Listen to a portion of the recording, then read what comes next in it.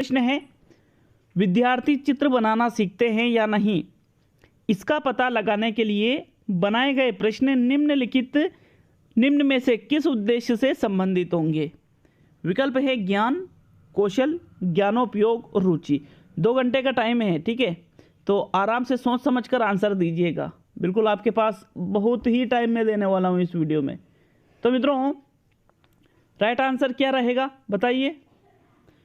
इसका सही आंसर रहेगा आपका दूसरा विकल्प, कौशल। क्योंकि जहाँ कहीं भी चित्र बनाने की बात की जाती है वो हमेशा कौशल के अंतर्गत आ जाता है। इस चीज़ को हमेशा ही ध्यान में रखना है कि एग्ज़ाम में अगर कोई क्वेश्चन आता है जिसमें चित्र बनाने की अगर बात कर रहा है तो 101% कौशल में ही रहेगा, ठीक है। साथियों, सेकंड प्रश्न देखेंगे।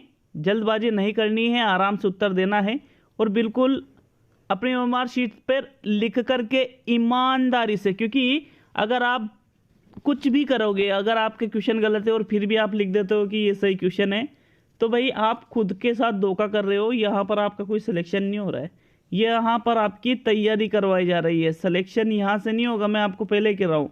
एग्ज़ाम में सही करोगे प्रश्न तब सिलेक्शन होगा आपका। लेकिन यहाँ पर मैं क्या कह रहा हूँ, बिल्कुल ईमानदारी से मेरे पास क्वेश्चन के आंसर भेजना साथियों, नहीं तो आप खुद की ज़िंदगी बर्बाद कर रहे हो। इस बात का हमेशा ध्यान रखना। चलिए, दूसरा विकल्प है, दूसरा प्रश्न अभिकर्मित अधिगम प्रक्रिया की वैयक्तिक विभिन्नताओं का ध्यान रखा जाता है। इसकी पुष्टि इस बात से होती है कि, मतलब ये क्वेश्चन यूँ पूछ रहा है कि आपने अभिकर्मित अनुदेशन के बारे में सभी ने सुना होगा, उसमें वैयक्तिक विभिन्नताओं का ध्यान रखा जाता है। इसका मतलब क्या है कि विद्यार्थी अपनी गति से सीखते हैं, सामग्री बहुत रोचक होती है, सामग्री को आसान ढंग से प्रस्तुत किया जाता है और सामग्री बहुत आकर्षक होती है। तो साथियों, यहाँ पर आपको सही आंसर देना है। आराम से सोचिए प्रश्न क्या पूछ रहे हैं, पहले उसको देख लीजिए आप। क्या पूछ रहे हैं प्रश्न कि अभिकर्मित अनुदेशन में वैयक्तिक विभिन्नताओं का ध्यान रखा जाता है। इसका मतलब है कि विद्यार्थी अपनी गति से सीखते हैं। प्रथम विकल्प आपका सही रहेगा, क्योंकि मित्रों इसमें क्या किया जाता है कि जो छात्र है वो स्वयं करके भी सीखेंगे और खुद की गति से भी सीखेंगे। प्रथम विकल्प सही है इसका प्रश्न नंबर 2 में। नेक्स्ट प्रश्न 3 देखेंगे। आपका तीसरा प्रश्न है, बहुत ही मोस्ट इंपॉर्टेंट क्वेश्चन। एक संतुलित व्यक्तित्व वह है जिसमें इदम एवं परम अहम के बीच संतुलन स्थापित किया जाता है। दूसरा है विकल्प, इदम एवं अहम के बीच संतुलन स्थापित किया जाता है। तीसरा विकल्प है, अहम एवं परम अहम के बीच संतुलन स्थापित किया जाता है। और चौथा है, मजबूत अहम को बनाया जाता है। तो साथियों, यहाँ पर आपका जो सही आंसर है वो है चौथा विकल्प, मजबूत अहम को बनाया जाता है, जिसको ईगो भी कहते हैं। अब आप सोच रहे होंगे कि सर इसका राइट आंसर तो चौथा नहीं है, कोई और राइट रहेगा, दूसरा वाला विकल्प। हो सकता है आपके दिमाग में ये ख्याल आया हो। लेकिन साथियों, संतुलित व्यक्तित्व का मतलब क्या है, मैं आपको बताना चाहूँगा कि भाई 3 प्रकार के व्यक्तित्व सिगमंड फ्रायड ने बताए हैं। एक तो इदम वाले, एक अहम वाले और एक परम अहम वाले। इदम वाले व्यक्ति किस प्रकृति के होते हैं, पार्श्विक प्रकृति के, मतलब पशुओं की प्रकृति के। परम अहम वाले देवता के प्रकृति के होते हैं। और जो अहम वाले व्यक्ति होते हैं, मतलब ईगो वाले, वो होते हैं मानवीय प्रकृति के। मतलब वो कोई भी कार्य ऐसा नहीं करते हैं जिससे उनको खुद को भी हानि हो और दूसरों को भी हानि हो, या फिर दूसरों को हानि हो और खुद को फायदा हो।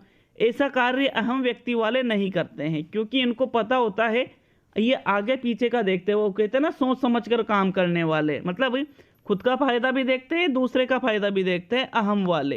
तो इन दोनों के बीच सामंजस्य करने वाला सबसे संतुलित व्यक्ति नहीं होता है, बल्कि जिसका अहम मजबूत हो साथियों, जिसका मजबूत अहम बना लिया, मतलब जो सामाजिक रूप से बहुत ही अच्छा है, उसका अहम बहुत अच्छा होता है। इसलिए चौथा विकल्प सही है, मजबूत अहम को बनाया जाता है। अब ये क्वेश्चन जो है वो 2016 की जो भर्ती है उसमें आया हुआ है, और मैंने खुद ने भी शायद इस क्वेश्चन में दूसरा ही विकल्प लगाया था और मेरा प्रश्न गलत हो गया। चौथा विकल्प सही रहेगा आपका प्रश्न नंबर 3 में। ठीक है, तो ऐसे क्वेश्चनों को अच्छी तरह से याद रखना है आपको। नेक्स्ट प्रश्न 4 पे देखेंगे। आपका चौथा प्रश्न है, राष्ट्रीय पाठ्यचर्या की रूपरेखा 2005 में बात की गई है। मतलब एनसीएफ 2005 के बारे में यहाँ आपसे पूछ रहा है। विकल्प प्रथम है, ज्ञान स्थायी है, वह दिया जाता है, से ज्ञान का विकास होता है और इसकी रचना होती है। दूसरा है, शैक्षिक केंद्र से विषय केंद्र पर हो। तीसरा है, विद्यार्थी केंद्रित से अध्यापक केंद्रित की ओर हो, और इनमें से कोई नहीं। साथियों, एनसीएफ 2005 में किसकी बात की गई है, आपको राइट आंसर देना है। और इसका जो सही आंसर है वो है कि ज्ञान कैसा है, एक स्थायी है ज्ञान, और वह दिया जाता है और उससे ज्ञान का विकास होता है और इसकी संरचना भी होती है। प्रथम विकल्प सही रहेगा चौथे प्रश्न में। बिल्कुल आप लिखते जरूर चलना कि कितने क्वेश्चन सही हुए हैं, और किसी भी क्वेश्चन पर डाउट हो तो बिल्कुल लिख देना। मैं बिल्कुल उसका सॉल्यूशन, या फिर वो कहते हैं ना रीट लगाई जाती है जैसे भर्तियों पर क्वेश्चन जो डाउटफुल लगते हैं, तो यहाँ पर भी आप रीट लगा सकते हो और उसमें सुधार कर दिया जाएगा। नेक्स्ट प्रश्न 5, आपके 5वां प्रश्न है, इम्पोर्टेंट क्वेश्चन है साथियों, सोच समझकर आंसर दीजिएगा। पियाजे के अनुसार, पियाजे का क्वेश्चन हर बार आपके रीट में भी आएगा, 101% आएगा। विकास की पहली अवस्था जन्म से लेकर के 2 वर्ष की आयु के दौरान बच्चा सबसे बेहतर सीखता है इंद्रियों द्वारा, शब्दों द्वारा, अमूर्त तरीके से, चिंतन द्वारा और भाषा के नए अर्जित ज्ञान के अनुप्रयोग से। तो राइट आंसर बताइए प्रश्न नंबर 5 में। साथियों, बिल्कुल आपको जल्दबाजी नहीं करनी है, मैं पहले भी कह चुका हूं, आपका जो सही आंसर है वो रहेगा यहाँ पर इंद्रियों द्वारा। क्योंकि इस अवस्था में भाई उम्र कितनी है उसकी, जन्म से लेकर 2 वर्ष, बिल्कुल छोटा है, और उसकी इंद्रियां ही सक्रिय ज़्यादा रहती है साथियों। तो इंद्रियों के माध्यम से ही वो ज्ञान को अर्जित करता है। प्रथम विकल्प सही रहेगा प्रश्न नंबर 5 में। ठीक है, नेक्स्ट प्रश्न नंबर 6 पे चलते हैं। आपके 6ठा प्रश्न है, ये देखिए आपका 6ठा प्रश्न, मूल्यांकन का अर्थ क्या है। 4 विकल्प रहेंगे आपके सामने, बेस्ट विकल्प का चयन करना है। इंपॉर्टेंट, सोच समझकर आंसर दीजिएगा कि मूल्यांकन का इनमें से क्या अर्थ रहेगा। धीमी गति से सीखने वाले एवं प्रतिभाशाली बालकों के रूप में लेवल करना, जिन बालकों को उपचारात्मक शिक्षा की आवश्यकता है उनकी पहचान करना, अधिगम की कठिनाइयों व समस्या वाले क्षेत्रों का पता लगाना, और उत्पादन जीवन जीने के लिए शिक्षा किस सीमा तक तैयार की गई है का पुष्टि पोषण प्रदान करना। तो साथियों, राइट आंसर बताना है प्रश्न नंबर 6 में, मूल्यांकन का इनमें से क्या अर्थ रहेगा। साथियों, इसका जो सही आंसर है वो रहेगा चौथा विकल्प कि उत्पादन जीवन जीने के लिए शिक्षा किस सीमा तक तैयार की गई है का पुष्टि पोषण प्रदान करना। 6ठे में चौथा विकल्प। हालांकि इसका तीसरा विकल्प भी राइट रहता है, मतलब राइट मिलता है बुक्स में, लेकिन साथियों इस क्वेश्चन का चौथा ही बेस्ट विकल्प है, तो इसके बारे में आप कमेंट करके जा सकते हो, लेकिन मेरा आंसर यहाँ पर चौथा विकल्प रहेगा। नेक्स्ट प्रश्न 7, आपके 7वां प्रश्न है, वर्तमान स्कीमा के द्वारा बाहरी दुनिया को समझने की प्रक्रिया कहलाती है संगठन, आत्मसातीकरण, समायोजन और तादात्मीकरण। तो साथियों देखिए, सभी को जीन पियाजे से संबंधित ये क्वेश्चन है, आपको सभी को ये पता होना चाहिए। ये जो छोटे छोटे शब्द है एग्जाम में हर बार आ रहे हैं, चाहे वो लेवल 1 में आ जाए नहीं तो लेवल 2 में आ जाए, और हो सकता है दोनों लेवल में पूछ लिए जाते हैं ये। साथियों, जो आपका वर्तमान स्कीमा होता है इसके द्वारा बाहरी दुनिया को जो समझने की प्रक्रिया है उसको आत्मसातीकरण कहा जाता है। क्या कहा जाता है? आत्मसातीकरण। दूसरा विकल्प सही रहेगा प्रश्न नंबर 7 में।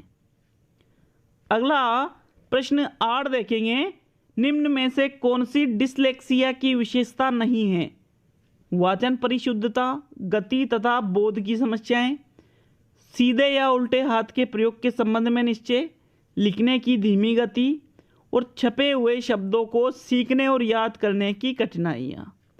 तो मित्रों, यहाँ पर जो सही आंसर है उसको आपको बताना है कि डिसलेक्सिया का मतलब क्या, कौन सी विशेषता नहीं है। तो मित्रों आपका जो सही आंसर है वो रहेगा सीधे या उल्टे हाथ के प्रयोग के संबंध में निश्चय। अब आप पढ़ते होंगे कोचिंगों में भी आपने पढ़ा होगा या किताबों में भी कि डिसग्राफिया लिखने की अक्षमता होती है, ऐसे कुछ पढ़ा होगा, है ना। तो फिर आप सोच रहे होगे कि ये तो डिसलेक्सिया, इसलिए आपका तीसरा विकल्प सही हो सकता है, लेकिन ऐसा नहीं है साथियों। डिसलेक्सिया के अंतर्गत भी लिखने की धीमी गति होती है और डिसग्राफिया के अंतर्गत लिखने की अक्षमता होती है, लिखने में गलतियां, ठीक है। यहाँ पर धीमी गति की बात की जा रही है, इसलिए तीसरा विकल्प गलत है। यहाँ पर सीधा या उल्टे हाथ के प्रयोग के संबंध में निश्चय करना यह डिसलेक्सिया की विशेषता नहीं है। दूसरा ही विकल्प 101% सही है। नेक्स्ट प्रश्न नंबर 9, मोस्ट इंपोर्टेंट क्वेश्चन। देखिए ये क्वेश्चन मैंने बिल्कुल एग्जाम लेवल के बनाए हैं, या फिर जो एग्जाम में आ चुके हैं और वो एग्जाम में आए हुए प्रश्नों का भी लेवल जो हाई है, वो प्रश्न मैंने इस टेस्ट में लिए। पूरे 150 प्रश्न आपको सोल्व करना है, 2 घंटे का टाइम है, और मैं गारंटी देता हूं कि इन 2 घंटे में आप जीवन में कुछ नया सीखोगे, कुछ नया अनुभव करोगे, और बिल्कुल जो आपकी तैयारी चल रही है उसमें 4 चांद लगाने की गारंटी मैं देता हूं। प्रश्न नंबर 9, क्रियात्मक अनुसंधान के संबंध में कौन सा कथन सत्य नहीं है। विकल्प प्रथम, यह अध्यापक एवं शिक्षा से संबंधित व्यक्तियों के द्वारा किया जाता है।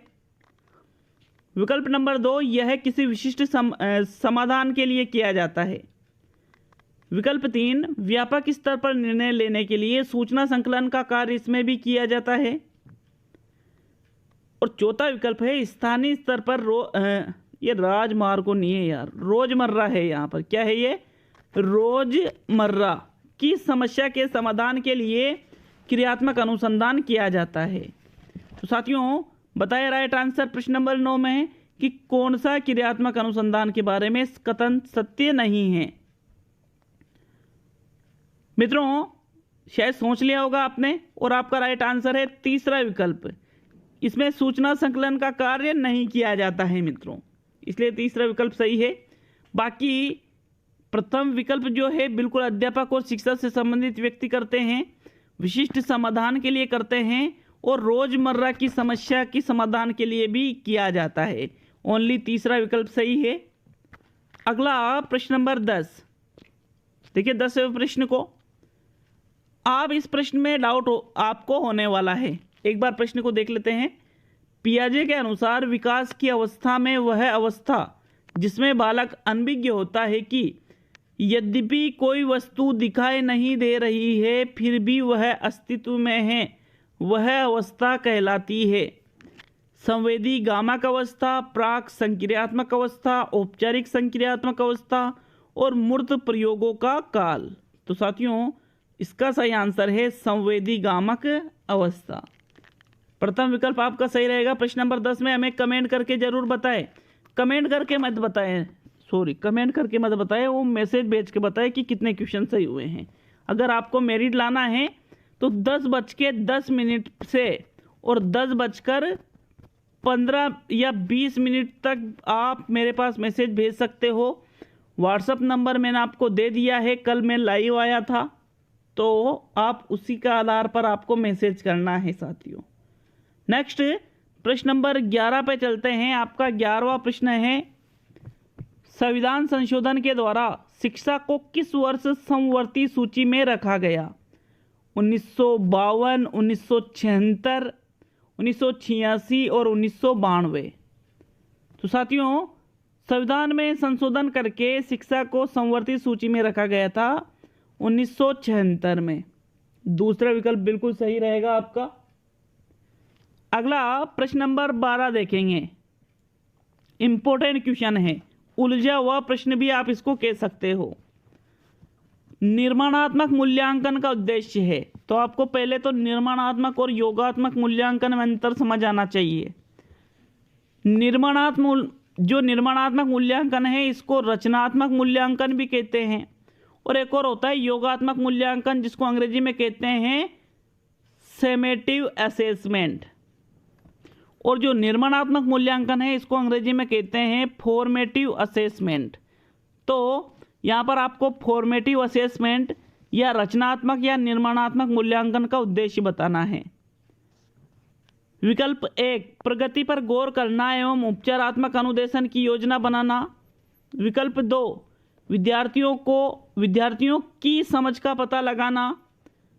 तीसरा विकल्प है अध्यापक के उद्देश्यों की पूर्ति का पता लगाना और ग्रेड्स प्रदान करना। तो मित्रों यहाँ पर राइट आंसर देना है। आपका राइट जो आंसर है वो है प्रगति पर गौर करना एवं उपचारात्मक अनुदेशन की योजना बनाना। प्रथम विकल्प सही रहेगा प्रश्न नंबर 12 में। बाकी ग्रेड्स प्रदान करना योगात्मक में आ जाता है। और ये जो दूसरा विकल्प वाला है विद्यार्थियों की समझ का पता लगाना, वो भी आपके योगात्मक में आ जाता है। प्रथम विकल्प बेस्ट रहेगा प्रश्न नंबर 12 में। अगला प्रश्न 13 सत्य कथन है। सत्य कथन का चयन करना है साथियों आपको। प्रथम विकल्प है चिंतन मानसिक क्रिया है जिसमें प्रतिमा, प्रतीक, तर्पणा, समस्या समाधान शामिल होते हैं। सेकंड विकल्प है समस्या समाधान विधि में यादृच्छिक अन्वेषण विधि व स्वतः शोध अन्वेषण विधि शामिल होती है। तीसरा है चिंतन में भाषा हमेशा शामिल नहीं होती है। और चौथा है उपयुक्त सभी। तो साथियों राइट आंसर बताइए। आपका राइट आंसर है उपयुक्त सभी, क्योंकि ये सभी कथन ही सत्य है। चिंतन में भाषा हमेशा शामिल नहीं होती है, बिल्कुल ये भी सही बात है। ये क्वेश्चन तो आया हुआ है रीट में कि चिंतन के लिए आवश्यक नहीं है। तो यहाँ पर एक भाषा वाला विकल्प था, तो भाषा आवश्यक नहीं होती है। भाषा उपस्थित होती है चिंतन में, लेकिन हर बार भाषा हो ऐसा जरूरी नहीं है। अन्वेषण विधि भी शामिल होती है, मानसिक प्रक्रिया भी है, इसलिए चौथा विकल्प सही रहेगा प्रश्न 13 में। नेक्स्ट प्रश्न 14। ये 14वां प्रश्न आप गलत करने वाले हो। लॉरेंस कोहलबर्ग का नाम सभी ने सुन रखा होगा, नैतिक विकास से संबंधित है। के द्वारा प्रस्तावित निम्नलिखित चरणों में से प्राथमिक विद्यालयों के बच्चे 3 चरणों का अनुसरण करते हैं।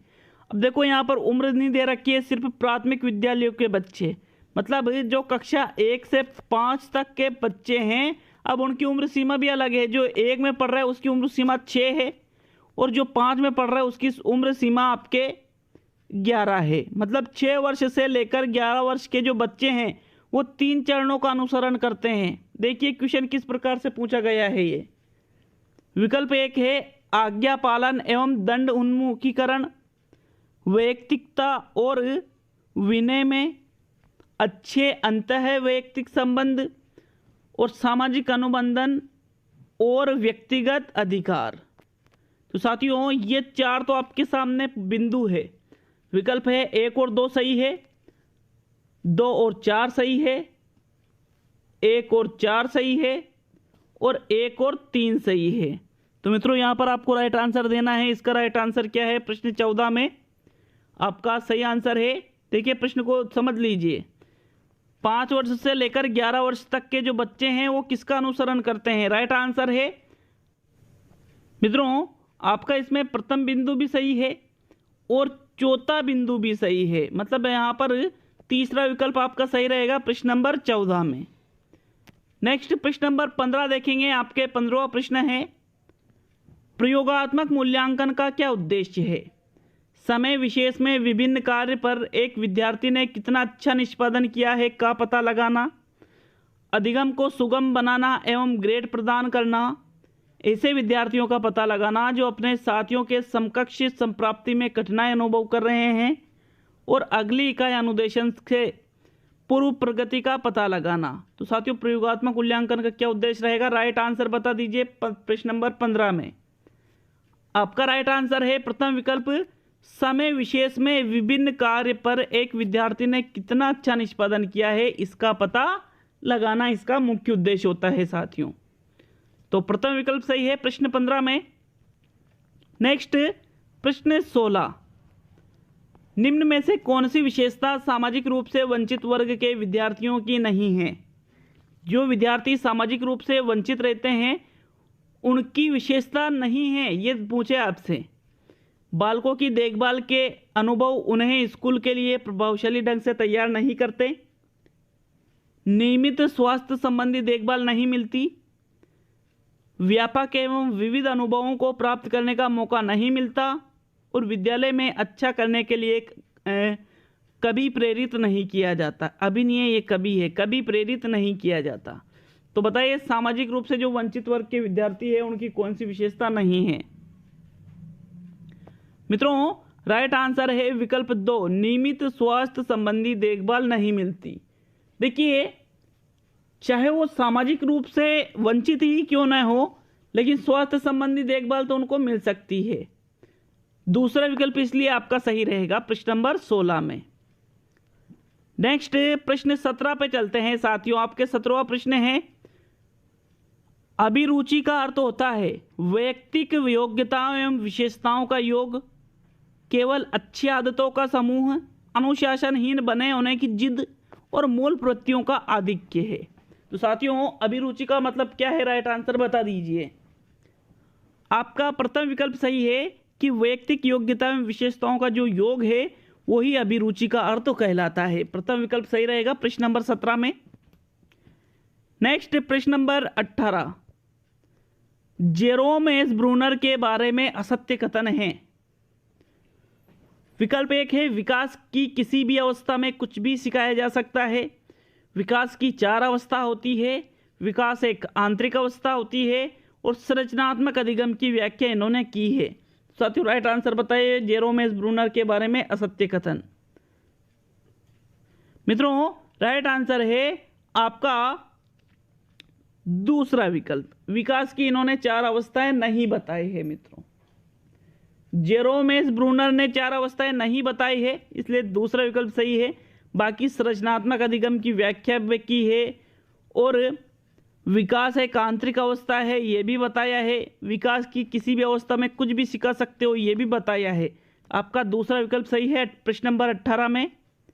नेक्स्ट प्रश्न 19, देखिए प्रश्न नंबर 19 को, इंपॉर्टेंट क्वेश्चन समझ पर आधारित।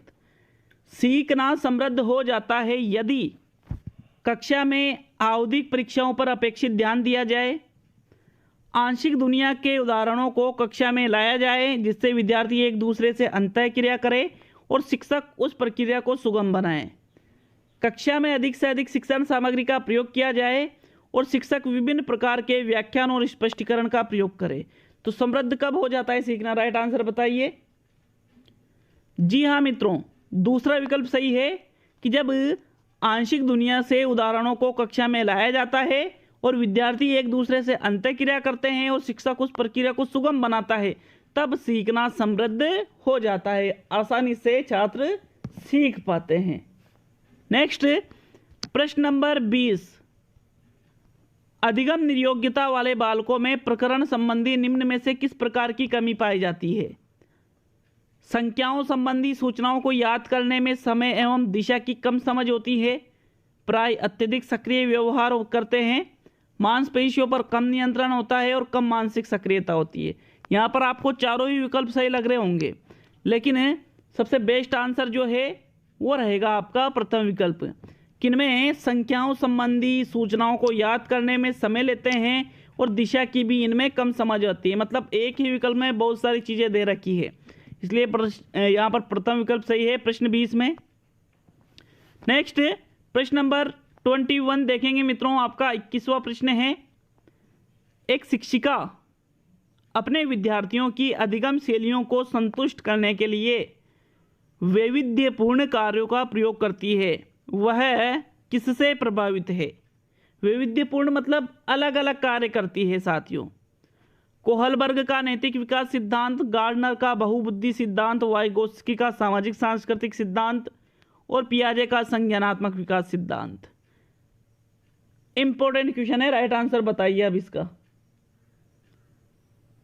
मित्रों राइट आंसर है आपके गार्डनर का बहुबुद्धि सिद्धांत, क्योंकि गार्डनर ने बहुबुद्धि सिद्धांत में बताया है कि भाई बुद्धि के अनेक प्रकार होते हैं और जो छात्र हैं उनमें सभी में अलग अलग बुद्धि होती है, इसलिए उसकी विविध अधिगम शैलियों को यहाँ पर संतुष्ट करने के लिए अलग अलग कार्य वो कर रही है। दूसरा ही विकल्प सही रहेगा 21 में। नेक्स्ट प्रश्न नंबर 22, एक बालक है जो पढ़ने में कमजोर है, अपनी असफलता का कारण अध्यापक के पक्षपात को बताता है कि हमारे जो अध्यापक है उन्होंने मेरे साथ पक्षपात किया है। वह निम्न में से किस रक्षा युक्ति का प्रयोग कर रहा है? उत्क्रम रचना, प्रक्षेपण, दमन और क्षतिपूर्ति।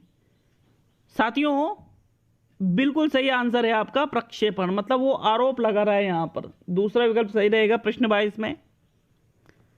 नेक्स्ट प्रश्न नंबर 23, सुमेलित नहीं है, सही सुमेलित कौन सा नहीं है? प्राकृतिक बुद्धि हावर्ड गार्डनर, तरल बुद्धि केटल, धारणात्मक बुद्धि आलपोर्ट और त्रिआयामी बुद्धि गिलफोर्ड। तो साथियों राइट आंसर बताइए। अभी मैंने आपसे कहा था कि गार्डनर ने बहुबुद्धि का सिद्धांत दिया है, जिसमें एक प्रकार की बुद्धि उन्होंने प्राकृतिक भी बताई है, तो ये तो सही सुमेलित है। तरल बुद्धि केटल ने बताई है, त्रिआयामी बुद्धि गिलफोर्ड ने बताई है, लेकिन जो धारणात्मक बुद्धि है वो आलपोर्ट ने नहीं बताई है। साथियों आपका तीसरा विकल्प यहाँ पर राइट रहेगा प्रश्न नंबर 23 में। क्लियर है ना? 23वें में तीसरा विकल्प सही है। प्रश्न नंबर 24 पे चलते हैं। 24वां प्रश्न है। अब इस प्रश्न को मुझे पता है आप गलत आंसर देने वाले हो, क्योंकि आपकी सोच एग्जामिनर जिस प्रकार की क्वेश्चन बनाता है उससे ऑपोजिट यहाँ पर होने वाली है।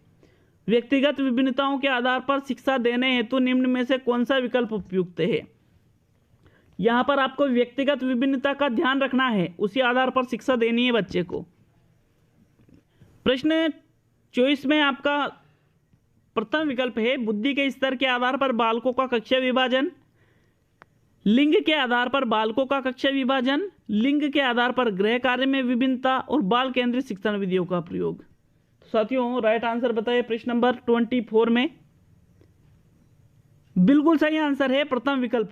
बुद्धि का जो स्तर है उसके आधार पर बालकों का कक्षा में विभाजन करना, कि भाई सामान्य बुद्धि के बालक, कम बुद्धि रखने वाले बालक, अत्यधिक बुद्धि रखने वाले बालक, इस प्रकार से उनकी व्यक्तिगत विभिन्नताओं के आधार पर अगर आप शिक्षा देते हो तो फिर वो सबसे बेस्ट रहेगा। प्रथम ही विकल्प सही है। बाल केंद्र शिक्षण विधियों का प्रयोग गलत है, प्रथम विकल्प ही सही रहेगा। मैं वापिस कह रहा हूं साथियों 24वें प्रश्न में। प्रश्न नंबर 25 आपका आता है। अधिकांश व्यक्तियों की बुद्धि औसत होती है, बहुत कम लोग प्रतिभा संपन्न होते हैं और बहुत कम व्यक्ति मंदबुद्धि होते हैं। यह कथन है बुद्धि के संदर्भ में। यह कथन के प्रतिपादक सिद्धांत पर आधारित है। बुद्धि और जाति विभिन्नताओं के सिद्धांत पर, बुद्धि के वितरण सिद्धांत पर, बुद्धि की वृद्धि के सिद्धांत पर और बुद्धि और लैंगिक विविधताओं के सिद्धांत पर। साथियों राइट आंसर है बुद्धि के वितरण सिद्धांत पर यह आधारित है, मतलब सभी लोगों को बुद्धि अलग अलग हिसाब से वितरित हुई है। सबसे ज्यादा किस प्रकार के लोग मिले हैं? सामान्य बुद्धि के। नेक्स्ट प्रश्न नंबर 26 पे चलते हैं।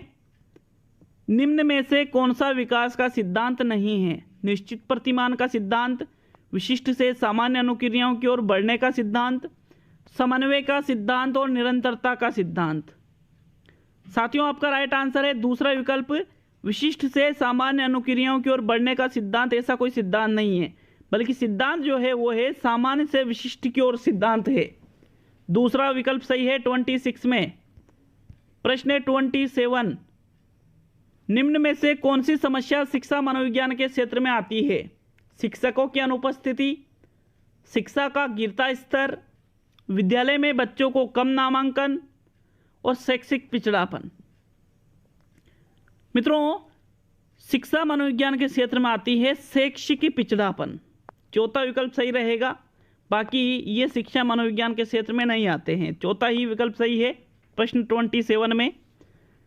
प्रश्न नंबर 28, प्रतिभाशाली बच्चों के लिए आवश्यक क्या है? उन्हें विशिष्ट योग्यताओं हेतु विशेष अवसर दिए जाए, उन्हें साधारण होने की अनुभूति कराई जाए, उन्हें लगातार पुरस्कार दिया जाए और इनमें से कोई नहीं। तो मित्रों जो प्रतिभाशाली बच्चे हैं उनके लिए आवश्यक होता है कि उन्हें विशिष्ट योग्यताओं हेतु विशेष अवसर दिए जाए। प्रथम विकल्प सही है 28 में। नेक्स्ट प्रश्न नंबर 29 पे चलेंगे मित्रों। प्रेरक प्राणी में विद्यमान एवं शारीरिक मनोविज्ञान दशाएं हैं जो उसे निश्चित विधियों के अनुसार कार्य करने के लिए उत्तेजित करती है। प्रेरक की इस परिभाषा को देने वाले हैं शेफर, गेट्स व अन्य, ब्लेयर व अन्य और मार्शल। तो साथियों इसका जो राइट आंसर है वो रहेगा गेट्स व अन्य। प्रश्न नंबर 29 में ये परिभाषा किसने दी है? गेट्स व अन्य ने दी है। और आज का अंतिम प्रश्न नंबर 30 देखेंगे। एक बालक शेर को देखकर भाग जाता है, यह जो सिद्धांत है वो कौन सा है? कैनन बोर्ड सिद्धांत, जेम्स लेंगे सिद्धांत, द्विकारक सिद्धांत और उपरोक्त सभी।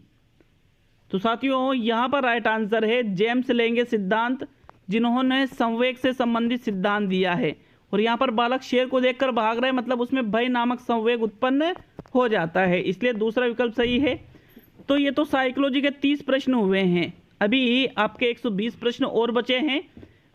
यहाँ पर आप अगर 20 प्रश्न भी सही कर देते हो, ओनली 20 प्रश्न, तो मतलब साइकोलॉजी पर आपकी पकड़ है साथियों।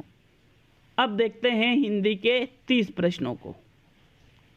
आपको लिख लेना है, बिल्कुल 2 घंटे से ज़्यादा 1 मिनट का भी टाइम नहीं दिया जाएगा साथियों। लिख लेना है कितने क्वेश्चन आपके सही हुए हैं। अब देखते हैं हिंदी के प्रश्नों को। मित्रों लगभग 30-35 मिनट का ये वीडियो हो चुका है। अब हिंदी शिक्षण के बारे में बात करने वाले हैं। आपके प्रश्न नंबर 31 देखेंगे। आपके लैंग्वेज फर्स्ट जिसके हिंदी है या लैंग्वेज सेकंड जिसके हिंदी है, दोनों के लिए ही ये पार्ट है साथियों। तो बिल्कुल प्रश्न नंबर 31 से 60 तक आपके हिंदी शिक्षण के क्वेश्चन आने वाले हैं। आपके 31वां प्रश्न आता है, वकील किस भाषा का शब्द है? हिंदी, फारसी, अरबी और तुर्की। तो मित्रों प्रश्न नंबर 31 में आपको सही आंसर देना है और इसका सही जो आंसर है मित्रों वो रहेगा विकल्प नंबर 3। वकील अरबी भाषा का शब्द है साथियों, तीसरा विकल्प सही है। नेक्स्ट प्रश्न नंबर 32, इस वाक्य में क्रिया वर्तमान काल में है। आपको वो वाक्य देखना है जिसमें क्रिया किस में होती है? वर्तमान काल में है। वह कल दिल्ली जा रहा है, मैं तुम्हारा पत्र पढ़ रहा हूँ, अचानक बिजली कौंध उठी और कल वे आने वाले हैं। तो साथियों यहाँ पर क्रिया वर्तमान काल में आपके हो रही है, मैं तुम्हारा पत्र पढ़ रहा हूँ, मतलब ये वर्तमान की बात की जा रही है। और वह कल दिल्ली जा रहा है तो कल वाली बात होगी, इसलिए ये प्रथम विकल्प गलत हो गया। नेक्स्ट प्रश्न नंबर 33 देखेंगे। आपके 33वां प्रश्न बहुत ही इंपॉर्टेंट है। मूल शब्द व प्रत्यय का विभाजन अशुद्ध है। कटौती, कट प्लस होती, बुड़ोती, ये बुड़ोती है ना, बुड़ोती, ये इसमें नीचे बिंदी नहीं लगी है। बूढ़ा प्लस होती, कनौती, कानो प्लस होती और बपोती, बाप प्लस होती। तो साथियों यहाँ पर आपको सही आंसर देना है। इसका राइट आंसर बताइए मित्रों, इसका राइट आंसर क्या रहेगा? मित्रों इसका राइट जो आंसर है वो प्रथम विकल्प भी सही है और तीसरा विकल्प भी सही है। कट प्लस होती कटौती नहीं होता है साथियों, और कानो प्लस होती भी कनौती नहीं होता है। ये दोनों ही विकल्प अशुद्ध है, इसलिए प्रथम और तीसरा दोनों ही विकल्प आपके सही रहेगा प्रश्न नंबर 33 में। नेक्स्ट प्रश्न नंबर 34 पे चलते हैं। आपके 34वां प्रश्न आता है मित्रों। देखिए क्या है आपका प्रश्न, निम्न में से किस शब्द में उपसर्ग का प्रयोग नहीं हुआ है? तो बिल्कुल आपको बताना है कि कौन सा ऐसा शब्द है जिसमें उपसर्ग नहीं लगा है। कहार, प्रहार, आहार, विहार। तो साथियों देखिए यहाँ पर कहार शब्द में उपसर्ग का प्रयोग नहीं हुआ है, बाकी प्रहार में प्र प्लस हार बनता है, आहार में आपके आ उपसर्ग लगा है आ प्लस हार, और विहार में आपके वी उपसर्ग लगा है वी प्लस हार। तो प्रथम विकल्प इस प्रकार आपका ये सही हो जाता है। नेक्स्ट प्रश्न नंबर 35 देखते हैं साथियों। निम्नलिखित में से कौन सा कथन असत्य है? तो जो असत्य कथन है उसका चयन कीजिए। संज्ञा शब्द लिंग वचन के अनुसार परिवर्तन होते हैं। द्रव्यवाचक संज्ञा को पदार्थवाचक संज्ञा भी कह सकते हैं। नाप या तोल सकने वाले शब्द द्रव्यवाचक संज्ञा है और संज्ञा शब्द अविकारी होते हैं। तो साथियों यहाँ पर असत्य कथन का चयन करना है। जो है आपके संज्ञा शब्द अविकारी नहीं होते हैं, बल्कि ये कैसे होते हैं साथियों? विकारी होते हैं। तो चौथा कथन आपका यहाँ पर असत्य है और यही आपका आंसर रहेगा। नेक्स्ट प्रश्न नंबर 36 पे देखेंगे। जो आभूषण सिर पर धारण किया जाए उसे क्या कहा जाता है? सिरमौर, शिरीष, शिशिर और शिरस्त। तो साथियों जिस आभूषण को सिर पर धारण किया जाता है उसको शिरस्त्र के नाम से जाना जाता है, शीर्षस्त्र के नाम से जाना जाता है। चौथा विकल्प आपका सही है प्रश्न 36 में। अगला प्रश्न नंबर 37। मित्रों वीडियो अच्छा लगता है तो लाइक शेयर करना नहीं भूले बिल्कुल भी, क्योंकि बहुत ही मेहनत की है इस वीडियो को बनाने के लिए। देखो एक ही दिन में एक टाइम पे 3 टेस्ट अपलोड कर रहा हूँ, तो सोच के देखो लगभग 7 दिन की मेहनत है इसमें। प्रश्न 37 है मित्रों, निम्न में से संयुक्त वाक्य का चयन कीजिए। जो परिश्रम करता है वही आगे बढ़ता है, मैं पढ़ता हूँ और वह गाता है, क्या मेरे और तुम्हारे बिना वह पढ़ नहीं सकता है। परिश्रमी और ईमानदार व्यक्ति ही सफलता प्राप्त करता है। तो साथियों यहाँ पर जो सही आंसर है वो रहेगा दूसरा विकल्प, मैं पढ़ता हूँ और वह गाता है। ये एक संयुक्त वाक्य है। बाकी प्रथम विकल्प मिश्र वाक्य है और जो तीसरा विकल्प है वो साधारण, चौथा विकल्प भी साधारण वाक्य का उदाहरण है मित्रों। यहाँ पर आपका दूसरा विकल्प है। नेक्स्ट प्रश्न नंबर 38, अक्ल की रोटी खाना, इसका अर्थ क्या है। बुद्धिमानी होना, मूर्ख होना।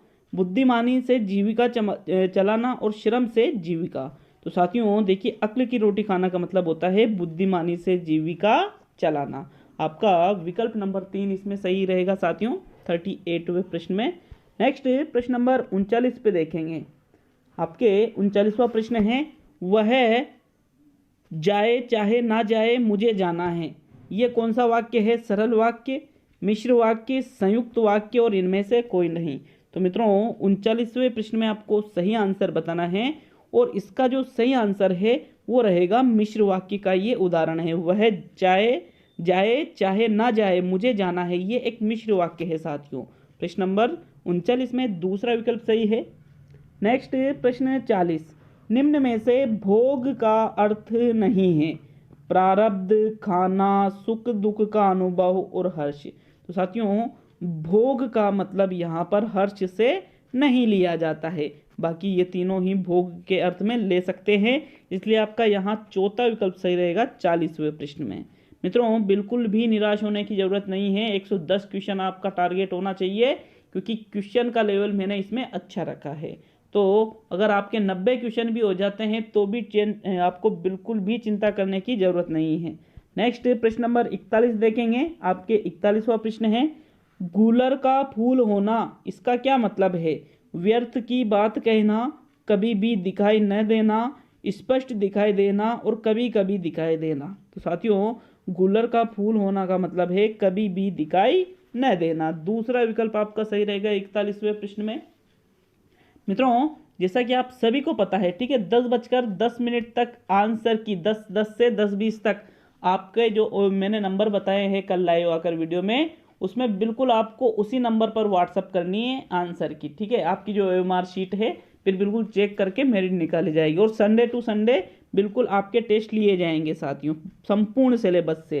प्रश्न 42वां आता है। आपके 42वां प्रश्न है, निम्न में से किस शब्द में प्रत्यय का प्रयोग नहीं हुआ है। क्वेश्चन को देखिए, अपनापन, पढ़ाई, उपकार और लाभदायक। तो साथियों देखिए यहाँ लाभदायक में प्रत्यय लगा हुआ है अक, उपकार पढ़ाई में आई प्रत्यय लगा हुआ है, अपनापन में पन प्रत्यय लगा है, लेकिन उपकार में प्रत्यय नहीं है, इसमें क्या है उपसर्ग है, उपसर्ग है साथियों, इसलिए तीसरा विकल्प सही रहेगा 42वें प्रश्न में।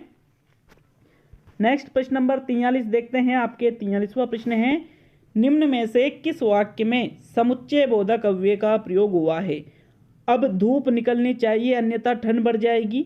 आप इस प्रश्न को अन्यथा न ले, एक अतिरिक्त अंक ही सफलता दिला सकता है और हाथ के उत्तर सटीक नहीं है। सॉरी आपके उत्तर है ये ना, आपके उत्तर सटीक नहीं है।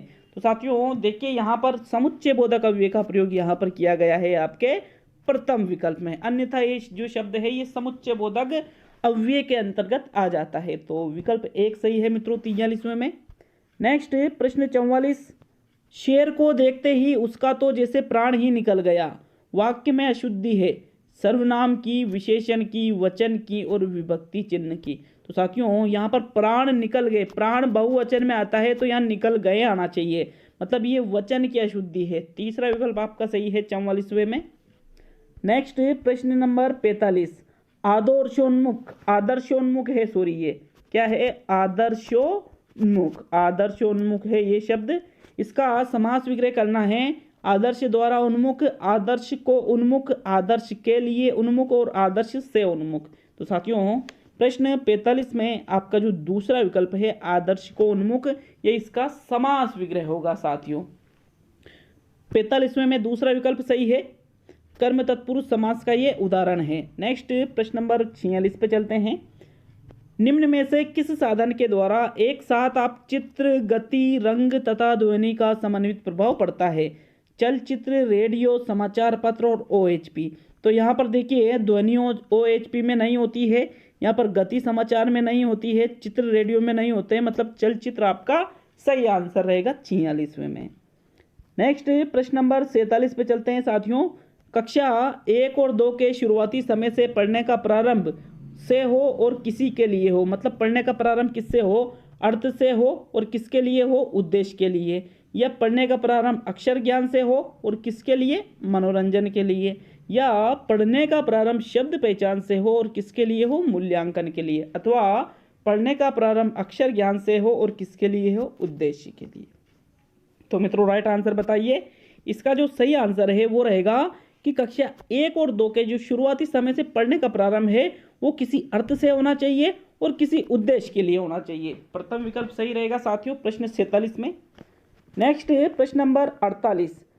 उपचारात्मक शिक्षण को सफल बनाने के लिए निदानात्मक प्रक्रिया का मुख्य उद्देश्य होता है छात्र की अभिव्यक्ति का सुधार करना, छात्र की भाषा संबंधी क्षमता का मूल्यांकन करना, छात्र की कमजोरियों का पता लगाना और छात्रों में सद्वृत्तियों का विकास करना। तो साथियों निदानात्मक प्रक्रिया का मुख्य उद्देश्य होता है उपचारात्मक शिक्षण को सफल बनाने के लिए छात्र की कमजोरियों का पता लगाना। विकल्प 3 आपका सही है प्रश्न नंबर 48 में। नेक्स्ट प्रश्न नंबर 49 देखेंगे, आपके 49वां क्वेश्चन है। प्राथमिक स्तर पर बच्चों की भाषा आकलन में आप किसे सर्वाधिक महत्व देंगे? जांच सूची को, प्रश्नावली को, पोर्टफोलियो को और लिखित परीक्षा को। तो मित्रों आपको सबसे ज़्यादा महत्व देना चाहिए पोर्टफोलियो को, क्योंकि इसमें विद्यार्थी संबंधी सभी डिटेल्स लिखी होती है। नेक्स्ट प्रश्न नंबर 50 पे चलते हैं। आपके 50वां प्रश्न है, देखो और लिखो शिक्षण विधि प्रयुक्त करते हैं मौखिक रचना में, निबंध रचना में, शुद्ध अभिव्यक्ति में और उपरोक्त सभी में। तो देखो और लिखो जो शिक्षण विधि है इसका प्रयोग निबंध रचना में किया जाता है। अब देखिए मित्रों मौखिक रचना नहीं, शुद्ध अभिव्यक्ति, ये तो मौखिक वाली बात हो गई और यहाँ लिखने की बात है ना, तो इसलिए निबंध रचना। प्रश्न नंबर 51 देखेंगे, आपके 51वां प्रश्न है। काव्य शिक्षण का उद्देश्य क्या है? भाषा में प्रयुक्त होने वाले विराम चिन्हों से परिचित कराना, व्याकरणिक नियमों की जानकारी देना, संगीत कला में निपुण बनाना और रसानुभूति व आनंदानुभूति कराना। तो साथियों काव्य शिक्षण का जो उद्देश्य है वो होता है आपके रसानुभूति कराना और आनंदानुभूति। काव्य शिक्षण किसके अंतर्गत आ जाता है? पद्य के अंतर्गत आ जाता है। तो चौथा विकल्प सही है 51वें में। नेक्स्ट प्रश्न 52। हिंदी गद्य शिक्षण की पाठ योजना में उद्देश्य कथन आता है पूर्व ज्ञान के पश्चात, प्रस्तावना के पश्चात, आदर्श वाचन के पश्चात और मौन वाचन के पूर्व। तो साथियों आपको ये बताना है कि पाठ योजना में उद्देश्य कथन कब आता है। इसका आंसर आपको देना है मित्रों आपके 52वें प्रश्न में सही आंसर है प्रस्तावना के बाद। कि जब प्रस्तावना के प्रश्न कर लिए जाते हैं समस्यात्मक प्रश्न के रूप में ही उद्देश्य कथन कहा जाता है, इसलिए आपका दूसरा विकल्प सही है 52वें में। नेक्स्ट प्रश्न नंबर 53। प्रभावी ढंग से बोलकर अपनी बात कहने की योग्यता प्राप्त करने से संबंधित विषय वस्तु नहीं है ध्वनियाँ, वार्तालाप, कविता पाठ और भाषण। तो मित्रों देखिए प्रभावी ढंग से बोलकर अपनी बात कहने की योग्यता प्राप्त करने से संबंधित जो विषय वस्तु नहीं है वो है आपके ध्वनियाँ। ध्वनियों के माध्यम से थोड़ी कोई बात आप प्रभावी ढंग से कह सकते हो, इसलिए प्रथम विकल्प सही है। चलिए अगला प्रश्न देखेंगे, प्रश्न नंबर 54। शिक्षण प्रक्रिया का अंतिम सोपान क्या है? उद्देश्य, अधिगम, अनुदेशवाद और मूल्यांकन। तो साथियों शिक्षण प्रक्रिया का अंतिम सोपान बताना है आपको। अंतिम सोपान क्या रहेगा? जी बिल्कुल, इसका अंतिम सोपान रहेगा मूल्यांकन। चौथा विकल्प आपका बिल्कुल सही है। नेक्स्ट प्रश्न नंबर 55 देखते हैं मित्रों। 55वां प्रश्न है, आगमन विधि की प्रमुख सीमा क्या है? प्रश्न को अच्छी तरह से देखिए। विषय नीरस हो जाता है, इससे आत्मनिर्भरता कम हो जाती है, ज्ञानार्जन बहुत धीमी गति से होता है और इनमें से कोई नहीं।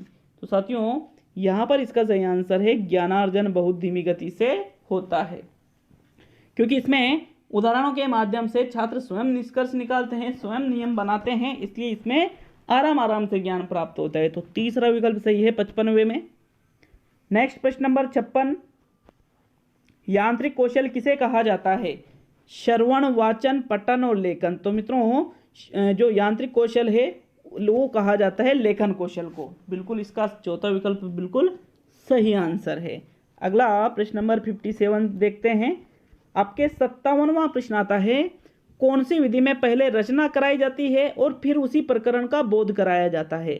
देखो और रचो विधि, प्रत्यक्ष विधि, उद्बोधन विधि और प्रबोधन विधि। तो साथियों आपके तीसरा विकल्प सही है। उद्बोधन विधि में पहले रचना कराते हैं और फिर उस प्रकरण का बोध कराते हैं। अगला प्रश्न देखेंगे, प्रश्न नंबर 58, एक से अधिक भाषाओं का प्रयोग किसी भी एक कक्षा में निपुणता में बाधक है, कक्षाई जटिलता को बढ़ाता है, शिक्षकों के लिए जटिल समस्या है, या संज्ञानात्मक विकास में सहायक है? तो साथियों कोई भी एक कक्षा है, वहाँ पर आप के जो छात्र है वो एक से अधिक भाषा का प्रयोग कर रहे हैं, तो मतलब वो संज्ञानात्मक विकास में सहायक है उनके, इसलिए चौथा विकल्प आपका सही रहेगा। नेक्स्ट प्रश्न नंबर 59 देखेंगे। बाल सभाएं प्राथमिक स्तर पर आयोजित करने का मुख्य उद्देश्य क्या है?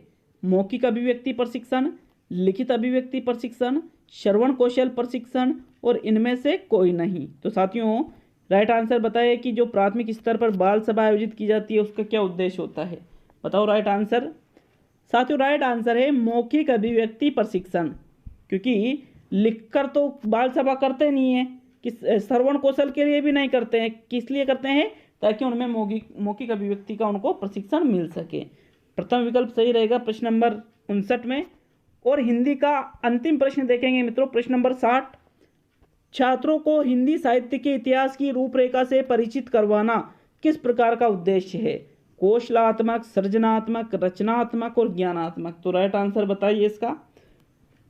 साथियों इसका जो राइट आंसर है वो रहेगा ज्ञानात्मक। ज्ञानात्मक में हमेशा परिचित करवाना, जहाँ शब्द आ जाता है परिचय करना, परिचित करवाना, वहाँ 101% ज्ञानात्मक ही आता है साथियों।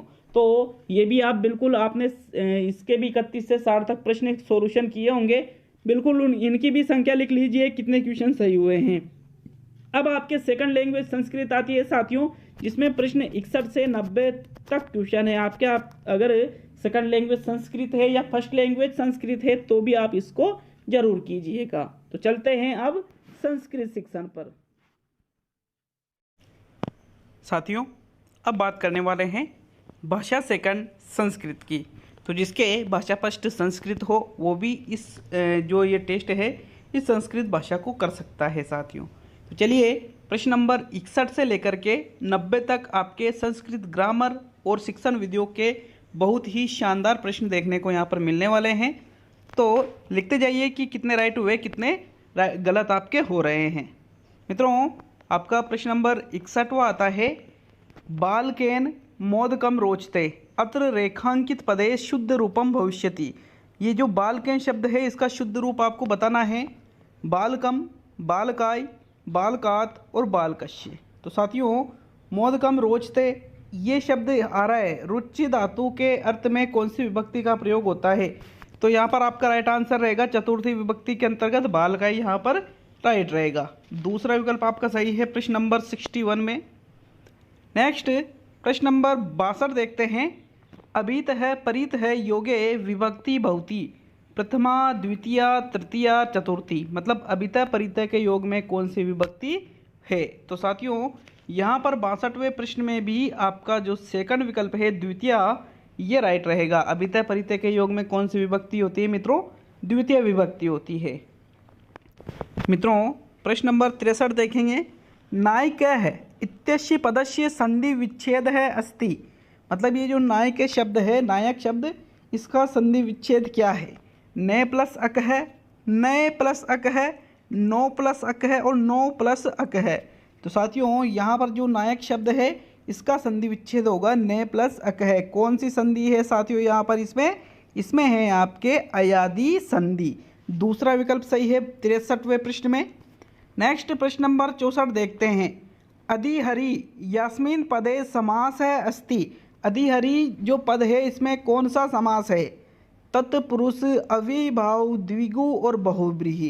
तो साथियों जो अधिहरि शब्द है इसमें आपके है, एक बार आप बताइए राइट आंसर क्या रहेगा? बिल्कुल साथियों अविभाव समास है। इसमें कौन सा समास है? अविभाव। तो विकल्प दूसरा सही है 64वें प्रश्न में।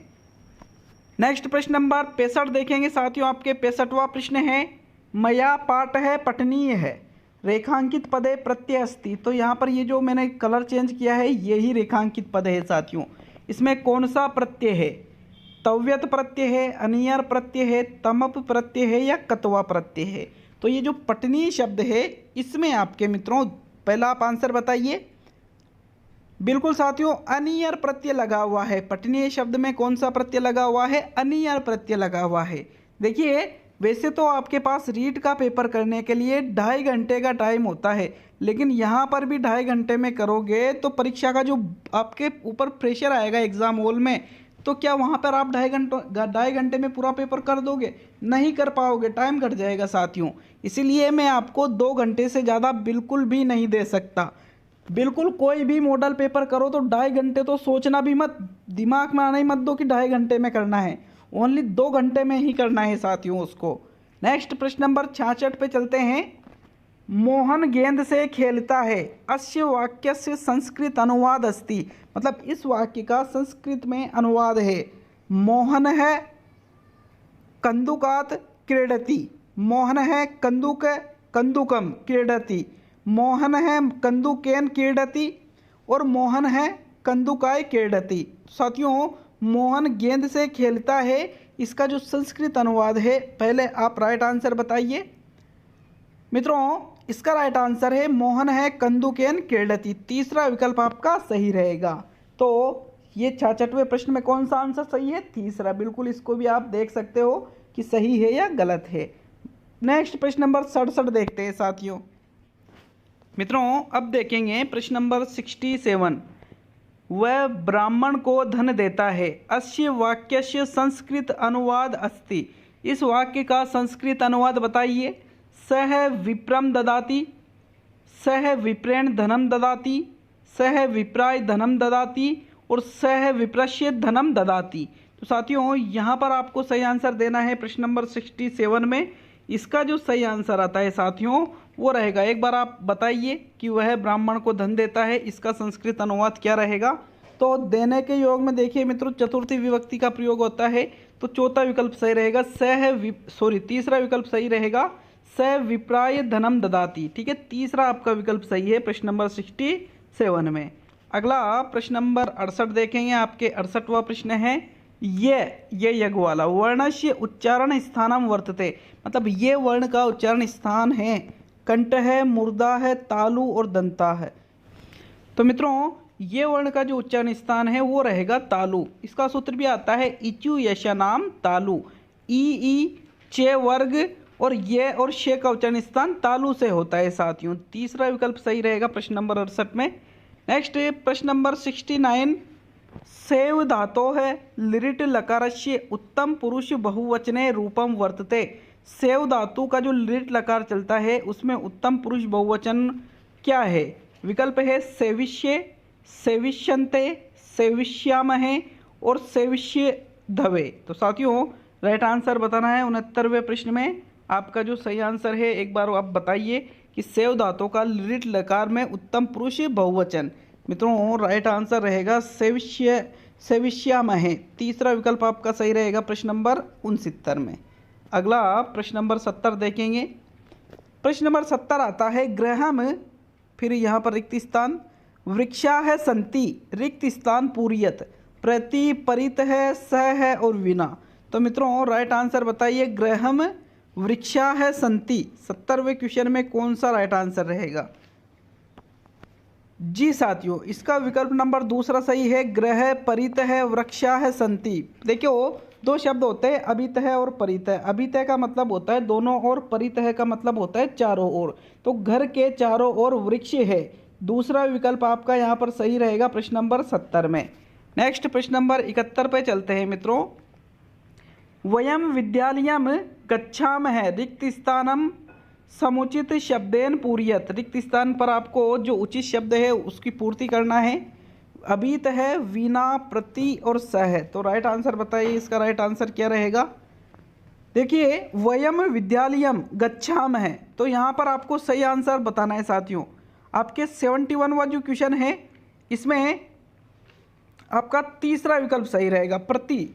वयम विद्यालय प्रति गच्छामः, मतलब हम विद्यालय की ओर जाते हैं साथियों। तो तीसरा विकल्प आपका सही रहेगा प्रश्न नंबर 71 में।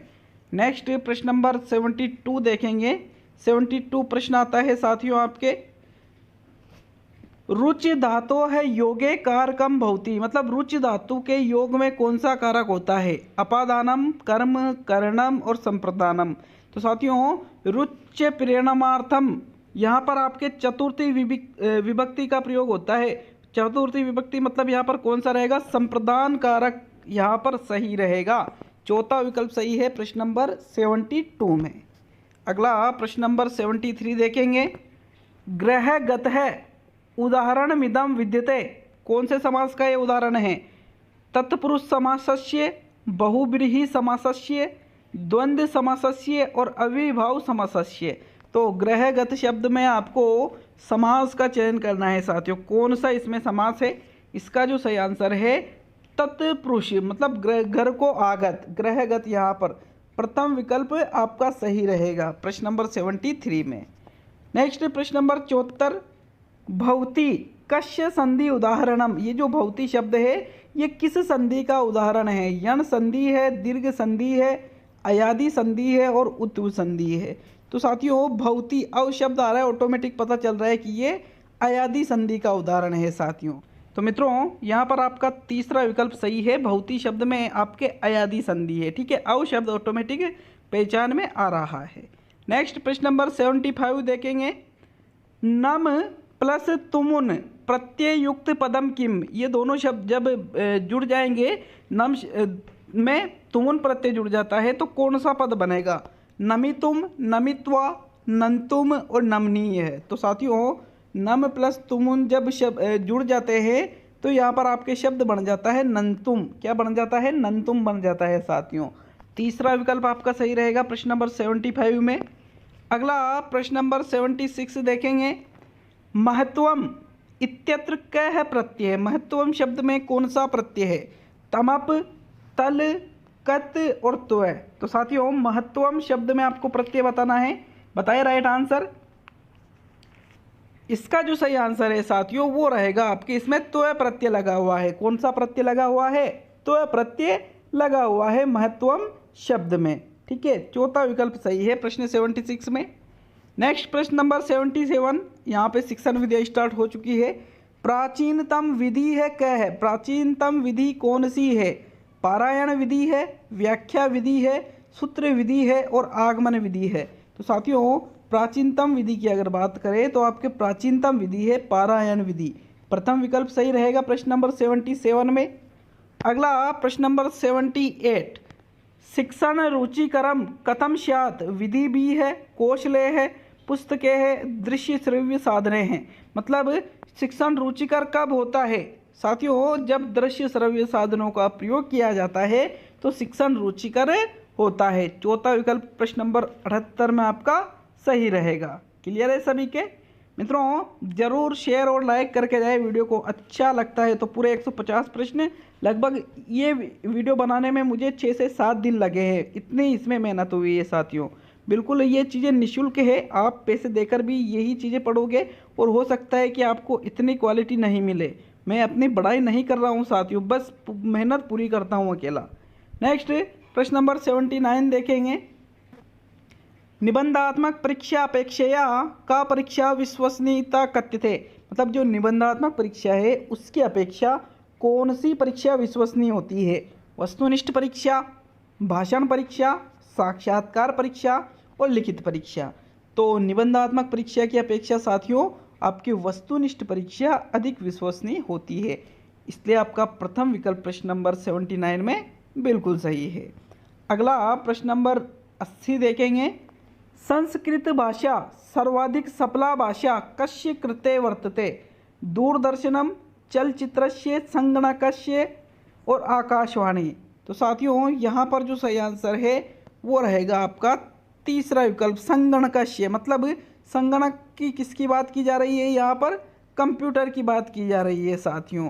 तो आपका तीसरा विकल्प प्रश्न नंबर 80 में सही है। नेक्स्ट प्रश्न नंबर 81, संस्कृत शिक्षणे संप्रेषणोपागमे कस्य प्रधानता वर्तते? पुस्तकस्य, श्यामपट्टस्य, अध्यापकस्य और छात्रस्य। मतलब संस्कृत शिक्षण में संप्रेषण उपागम में किसकी प्रधानता होती है? तो साथियों संप्रेषण उपागम में सबसे ज़्यादा प्रधानता होती है अध्यापक की। किसकी होती है मित्रों? अध्यापक की होती है, इसलिए तीसरा विकल्प आपका यहाँ सही है। चलिए नेक्स्ट यहाँ पे 82वां प्रश्न देखेंगे। संस्कृत अध्यापने दृश्य श्रव्य साधनम किम? संस्कृत अध्यापन में दृश्य श्रव्य साधन का आपको चयन करना है। दूरदर्शनम, दूरदर्शन, ध्वनि यंत्रम, ध्वनि यंत्र, श्यामपट्ट है, श्यामपट्ट, और एतानी सर्वाणी और उपयुक्त सभी। तो साथियों यहाँ पर जो राइट आंसर है दृश्य श्रव्य साधन आपके है दूरदर्शनम, जबकि ध्वनि यंत्रम सिर्फ क्या है आपके श्रव्य साधन है, श्यामपट्ट क्या है आपके सिर्फ दृश्य साधन है। इसलिए प्रथम विकल्प आपका सही रहेगा। मतलब दूरदर्शन दृश्य भी है और श्रव्य भी है। नेक्स्ट प्रश्न नंबर 83 देखेंगे। व्याकरणस्य शिक्षणे को अयम विधि? व्याकरण शिक्षण की कौन सी विधि है? निगमन विधि, आगमन विधि, आगमन निगमन विधि और सूत्री विधि। तो साथियों देखिए यहाँ पर वैसे तो सारी विधियाँ व्याकरण शिक्षण की है, लेकिन इनमें से फिर आपको चुनाव करना है आगमन निगमन विधि का, क्योंकि आगमन निगमन विधि में पहले आगमन विधि का प्रयोग करते हैं। मतलब उदाहरणों के द्वारा छात्रों से नियम निकलवाते हैं, फिर उन नियमों के माध्यम से ही समस्या को हल कर लिया जाता है। तो ये सबसे बेस्ट रहेगा साथियों। तीसरा विकल्प आपका सही रहेगा 83 में। नेक्स्ट प्रश्न नंबर 84 देखेंगे। शिक्षण सूत्र विद्यते। शिक्षण सूत्र होते हैं सरल सरलात कठिनम प्रति, मतलब सरल से कठिन की ओर, कठिनात कठिनम प्रति कठिन से कठिन की ओर, कठिनात सरलम प्रति कठिन से सरल की ओर, और सरलात सरलम प्रति सरल से सरल की ओर। तो मित्रों यहाँ पर आपका जो शिक्षण सूत्र है वो रहेगा सरल से कठिन की ओर, सरलात कठिनम प्रति। पहले बालकों को सरल ज्ञान दिया जाएगा और फिर धीरे धीरे कठिन की ओर बढ़ा जाता है। प्रथम विकल्प सही है। प्रश्न नंबर 85, मूल्यांकनम कति विधम भवति? मूल्यांकन की कितनी विधियां है साथियों? आपका राइट आंसर बताना है त्रिविधम, एक विधम, द्विविधम और चतुर्थ विधम। तो मूल्यांकन की यहाँ पर आपके द्विविधम मतलब दो विधियाँ होती है। एक तो होती है आपके गुणात्मक विधियाँ, गुणात्मक, और एक होती है आपके आंकिक विधियाँ साथियों। मतलब यहाँ पर तीसरा विकल्प सही रहेगा 85वें प्रश्न में। नेक्स्ट प्रश्न नंबर 86, उदाहरणानि प्रस्तुतये नियमस्य कथनम इति कह विधि? सूत्र विधि, निगमन विधि, व्याख्या विधि और आगमन विधि। मतलब उदाहरण प्रस्तुत करके नियम इसी किसमें कहा जाता है? तो साथियों ये कहा जाता है आपके आगमन विधि में। चौथा विकल्प सही रहेगा प्रश्न 86 में। नेक्स्ट प्रश्न नंबर 87, लघुत्तरात्मक प्रश्नानाम उत्तर सीमा भवेत्। लघुत्तरात्मक जो प्रश्न होते हैं उनकी उत्तर सीमा होती है एकम पदम, एक पद की, एकम वाक्यम, एक वाक्य की, वाक्य त्रयम, 3 वाक्यों की, और 10 व द्वादश वाक्यानि, 10 या 12 वाक्यों की। तो साथियों जो लघुत्तरात्मक प्रश्न हैं उनकी उत्तर सीमा आपकी होती है 10 या 12 वाक्यों की। चौथा विकल्प आपका सही है प्रश्न नंबर 87 में। नेक्स्ट प्रश्न नंबर 88 देखेंगे। साक्षात्कार है का परीक्षा आयोज्यते? वस्तुनिष्ठ परीक्षा है, मौखिक परीक्षा है, निबंध रूप परीक्षा है और निदानात्मक परीक्षा है। तो साथियों साक्षात्कार की जो परीक्षा है वो कैसे आयोजित की जाती है? मौखिक रूप से आयोजित की जाती है। आपका सेकंड विकल्प सही रहेगा प्रश्न नंबर 88 में मित्रों, मौखिक परीक्षा है दूसरा विकल्प। प्रश्न नंबर 89, मूल्यांकनेन छात्रस्य पूर्णतया किम मापयितुं शक्यते? वैदुष्यम, चातुर्यम, व्यक्तित्वम और प्रातिभ्यम। तो प्रश्न क्या पूछ रहे हैं कि मूल्यांकन छात्रस्य पूर्णतया पूर्ण रूप से किसका मापन करता है? तो साथियों यहाँ पर मापन करता है व्यक्तित्व का। किसका मापन करता है? व्यक्तित्व का। तीसरा विकल्प 89वें प्रश्न में सही रहेगा। और संस्कृत का अंतिम प्रश्न नंबर 90 देखते हैं मित्रों। वर्णो उच्चारणेन शिक्षणेन कस्य नियमित प्रशिक्षणं भवति? स्वरयंत्रस्य, श्रवण इंद्रियस्य, घ्राण इंद्रियस्य और स्पर्श इंद्रियस्य। तो यहाँ वर्णों का जो उच्चारण है उसके लिए किसका प्रशिक्षण दिया जाता है? तो ये आपका राइट आंसर रहेगा स्वर यंत्र से, स्वर यंत्रों का। प्रथम विकल्प सही रहेगा साथियों। तो 90 क्वेश्चन हो चुके हैं। अब आप सभी के कितने क्वेश्चन बच रहे हैं साथियों? 60 क्वेश्चन बच रहे हैं।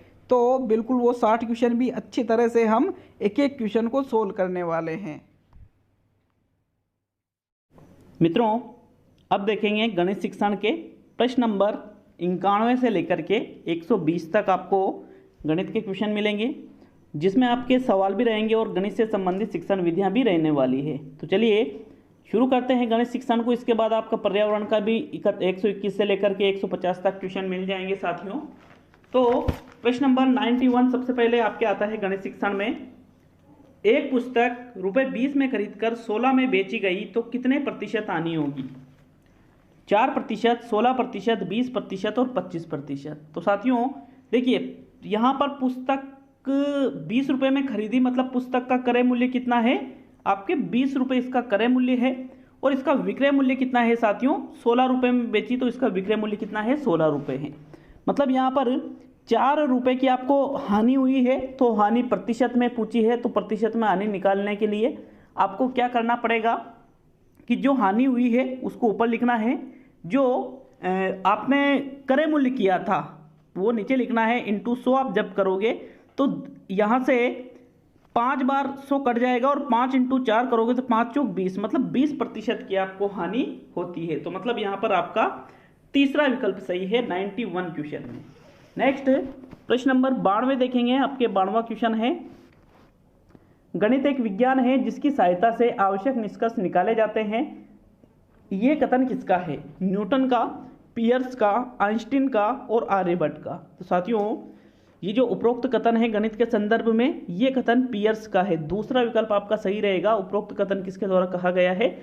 पियर्स के द्वारा कहा गया है। नेक्स्ट प्रश्न नंबर 93 देखते हैं साथियों। 93 प्रश्न आपका आता है, 5 अंकों की सबसे बड़ी संख्या और 6 अंकों की सबसे छोटी संख्या का अंतर है 11, 1, 8999 और 11111। साथियों राइट आंसर बताइए। आप देखिए 5 अंकों की सबसे बड़ी जो संख्या है वो होती है साथियों 99,999, जबकि 6 अंकों की सबसे छोटी संख्या कितनी होती है? 1 लाख होती है साथियों।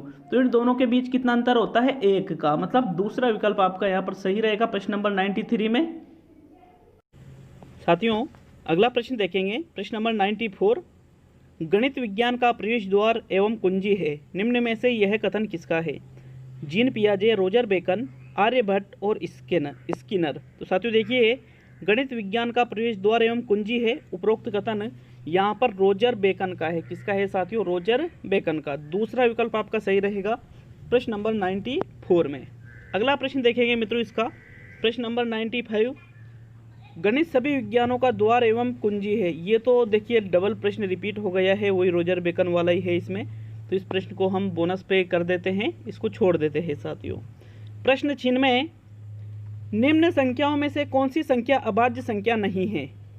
3, 13, 23 और 33। तो साथियों देखिए 3 भी एक अभाज्य संख्या है, 13 भी अभाज्य संख्या है, 23 भी अभाज्य संख्या है, लेकिन जो 33 संख्या है वो एक भाज्य संख्या है। इसमें 11 का भाग जा रहा है साथियों, इसमें 3 का भी भाग जा रहा है, इसलिए ये एक भाज्य संख्या है, अभाज्य संख्या नहीं है। तो आपका चौथा विकल्प सही रहेगा प्रश्न नंबर 96 में। अगला प्रश्न देखेंगे, प्रश्न नंबर 97।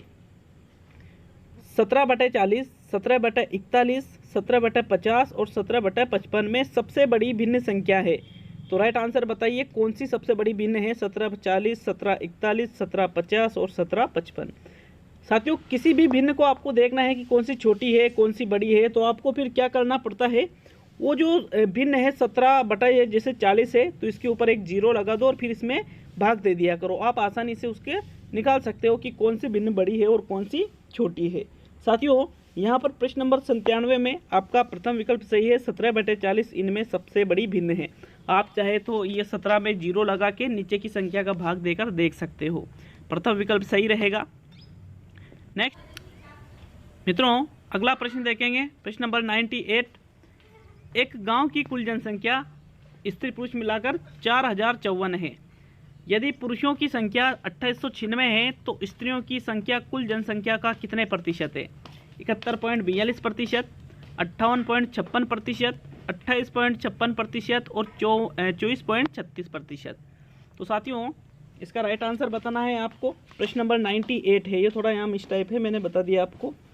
साथियों देखिए कुल जनसंख्या कितनी है, यहाँ पर 4054 है और 2896 यहाँ पर क्या है, स्त्रियाँ हैं साथियों। तो मतलब आपके 1158 यहाँ पर देखिए पुरुषों की संख्या तो 2896 है और 1158 इनमें से माइनस करते हैं तो 1158 आपका राइट आंसर रहेगा कि 1158 तो आपके स्त्रियों की संख्या आई है।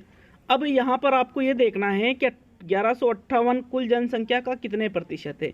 तो आप आसानी से 4054 जो टोटल संख्या है इसको 100% मान सकते हो, तो 1% का बनता है 40.54। इसको आप 1158 में भाग दोगे तो फिर वहाँ पर प्रश्न नंबर 98 में आपका तीसरा विकल्प सही आ जाएगा कि कुल स्त्रियों की संख्या प्रतिशत में 28.56% है। नेक्स्ट प्रश्न नंबर 99 देखेंगे साथियों। मित्रों 99वां प्रश्न है, छोटी कक्षा में गणित विषय में रुचि उत्पन्न करने के लिए पढ़ाने का तरीका होना चाहिए। मनोरंजन एवं खेल संबंधित, रटने का, आगमन का और निगमन का। तो जो छोटी कक्षाएं हैं उनमें गणित विषय में रुचि उत्पन्न करना है आपको, तो वहाँ पर आपका पढ़ाने का तरीका होना चाहिए मनोरंजन एवं खेल संबंधित। प्रथम विकल्प सही रहेगा 99 में। नेक्स्ट प्रश्न नंबर 100 पे चलते हैं। आपका 100वां प्रश्न है, किसी विद्यालय की पुताई का कार्य 2 मजदूर 8 दिन में कर सकते हैं तो उसी कार्य को 2 दिन में पूरा करने के लिए कितने मजदूर और लगाने पड़ेंगे। देखिए विद्यालय की पुताई 2 मजदूर 8 दिन में कर रहे हैं, 2 कितने दिन में कर रहे हैं, 8 दिन में। तो अगर इसको 2 दिन में पूरा करवाना है तो कितने मजदूर लगेंगे, वापिस 8 मजदूर लग जाएंगे साथियों। अब वहाँ पर 2 तो ऑलरेडी लगे हुए हैं, 2 मजदूर तो लगे हुए हैं, तो यहाँ पर आपको कितने और मजदूर लगाने पड़ेंगे, 6 मजदूर और लगाने पड़ेंगे। आप इस प्रकार इस क्वेश्चन का आंसर निकाल सकते हो। तो विकल्प 2 आपका सही रहेगा प्रश्न नंबर 100 में। अगला प्रश्न नंबर 101 पे चलते हैं। राम के परिवार में 3 तथा मोहन के परिवार में 5 बच्चे हैं। प्रत्येक अपने बच्चों की शिक्षा पर 450 मासिक खर्च करता है, तो किसके परिवार का प्रत्येक बच्चे की शिक्षा पर औसत मासिक खर्च अधिक है और कितना। तो क्वेश्चन बहुत अच्छा है साथियों। विकल्प है राम 60 रुपये, मोहन 90 रुपये, राम 150 रुपये और दोनों का बराबर। यहाँ देखिए राम के परिवार में कितने बच्चे हैं साथियों, 3 बच्चे हैं और यहाँ पर मोहन के परिवार में कितने बच्चे हैं, 5 बच्चे हैं और दोनों कितने खर्च कर रहे हैं, 450 खर्च कर रहे हैं। मतलब यहाँ पर राम ज़्यादा खर्च कर रहा है साथियों। तो राम तो आपका विकल्प सही रहेगा। अब 2 विकल्पों में राम है, पहला और तीसरा। तो देखिए आपको क्या करना है, यहाँ पर 450 में आपको 3 का भाग दे देना है। किन का भाग देना है, 450 में 3 का भाग दे देना है साथियों। अब 450 में आप 3 का भाग देते हो तो आपका आएगा 150 रुपये एक बच्चे का। ठीक है, कितना आएगा साथियों, 150 रुपये एक बच्चे का आएगा। और यहाँ पर 450 में आपको 5 का भाग देना है। कितने का भाग देना है, 5 का। तो यहाँ पर एक बच्चे का कितना आएगा साथियों, यहाँ तो 3 का भाग देना और यहाँ पर 5 का भाग देना है। तो जब यहाँ पर आप 5 का भाग दोगे तो यहाँ पर आएगा 90। तो इन दोनों में कितना अंतर आया है साथियों, 60 रुपये का अंतर आया। मतलब आपका जो राम रुपये 60 ये ज़्यादा खर्च कर रहा है, ये विकल्प सही रहेगा। नेक्स्ट प्रश्न नंबर 102। एक व्यक्ति किसी वस्तु को 10% नुकसान के साथ ₹90 में बेचता है तो उस वस्तु का क्रय मूल्य कितना है, 81 रुपये, 99 रुपये, 100 रुपये और 101 रुपये। तो देखिए किसी वस्तु को 10% नुकसान के साथ 90 में बेच रहे हैं, तो मतलब वो वस्तु अगर 100 रुपये की थी तो उस पर 10% नुकसान आता है, तो फिर 10% नुकसान का मतलब क्या हुआ, 10 रुपये हुए। तो मतलब वो उस वस्तु को कितने में बेच रहे हैं, 90 में, अर्थात उस वस्तु का क्रय मूल्य यहाँ पर होगा 100 रुपये। तीसरा विकल्प सही रहेगा 102वें क्वेश्चन में। नेक्स्ट प्रश्न आता है 103। प्राथमिक स्तर पर गणित का क्या महत्व है, सांस्कृतिक, सामाजिक, धार्मिक और मानसिक। तो प्राथमिक स्तर पर गणित का जो महत्व है वो है साथियों मानसिक महत्व माना जाएगा। चौथा विकल्प आपका सही रहेगा प्रश्न 103 में। अब प्रश्न नंबर 104 पे चलते हैं। आपके 104 जो चौथा प्रश्न है वो है, प्रश्न को समझना है, उलझना नहीं है इसमें, कि कोई मैदान है इस मैदान का एक चक्कर लगाने में 250 मीटर दौड़ना पड़ता है। मतलब एक चक्कर लगाने में कितनी दौड़ना पड़ेगा? 250 मीटर। और 4 चक्कर लगाते हैं तो कितना हो जाएगा? 1 किलोमीटर हो जाएगा। एक लड़की 75,000 सेंटीमीटर दौड़ चुकी है। अब देखिए 75,000 सेंटीमीटर दौड़ चुकी है वो, तो यहाँ पर 1 मीटर में कितने सेंटीमीटर होते हैं? 1000 सेंटीमीटर। मतलब वो 750 मीटर दौड़ चुकी है। तो वह कितने चक्कर लगाए और 3 किलोमीटर की दौड़ पूरी करने के लिए उसे कितने चक्कर लगाने पड़ेंगे? तो देखिए 250 मीटर तो वो दौड़ना पड़ता है मैदान के लिए, पूरे चक्कर लगाने के लिए। 75,000 सेंटीमीटर दौड़ चुकी है, मतलब 750 मीटर वो दौड़ चुकी है, मतलब 3 चक्कर तो लगा चुकी है वो। तो 3 चक्कर लगाया है, तो आपका पहला या तीसरा सही हो सकता है।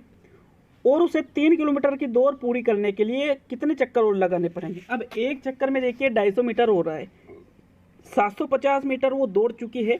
तो यहाँ पर देखिए उसको टोटल 9 चक्कर और लगाने पड़ेंगे साथियों। मतलब टोटल 9 चक्कर और लगाने पड़ेंगे। तो आपका प्रथम विकल्प सही रहेगा प्रश्न नंबर 104 में। नेक्स्ट प्रश्न आता है साथियों, प्रश्न नंबर 105 देखेंगे।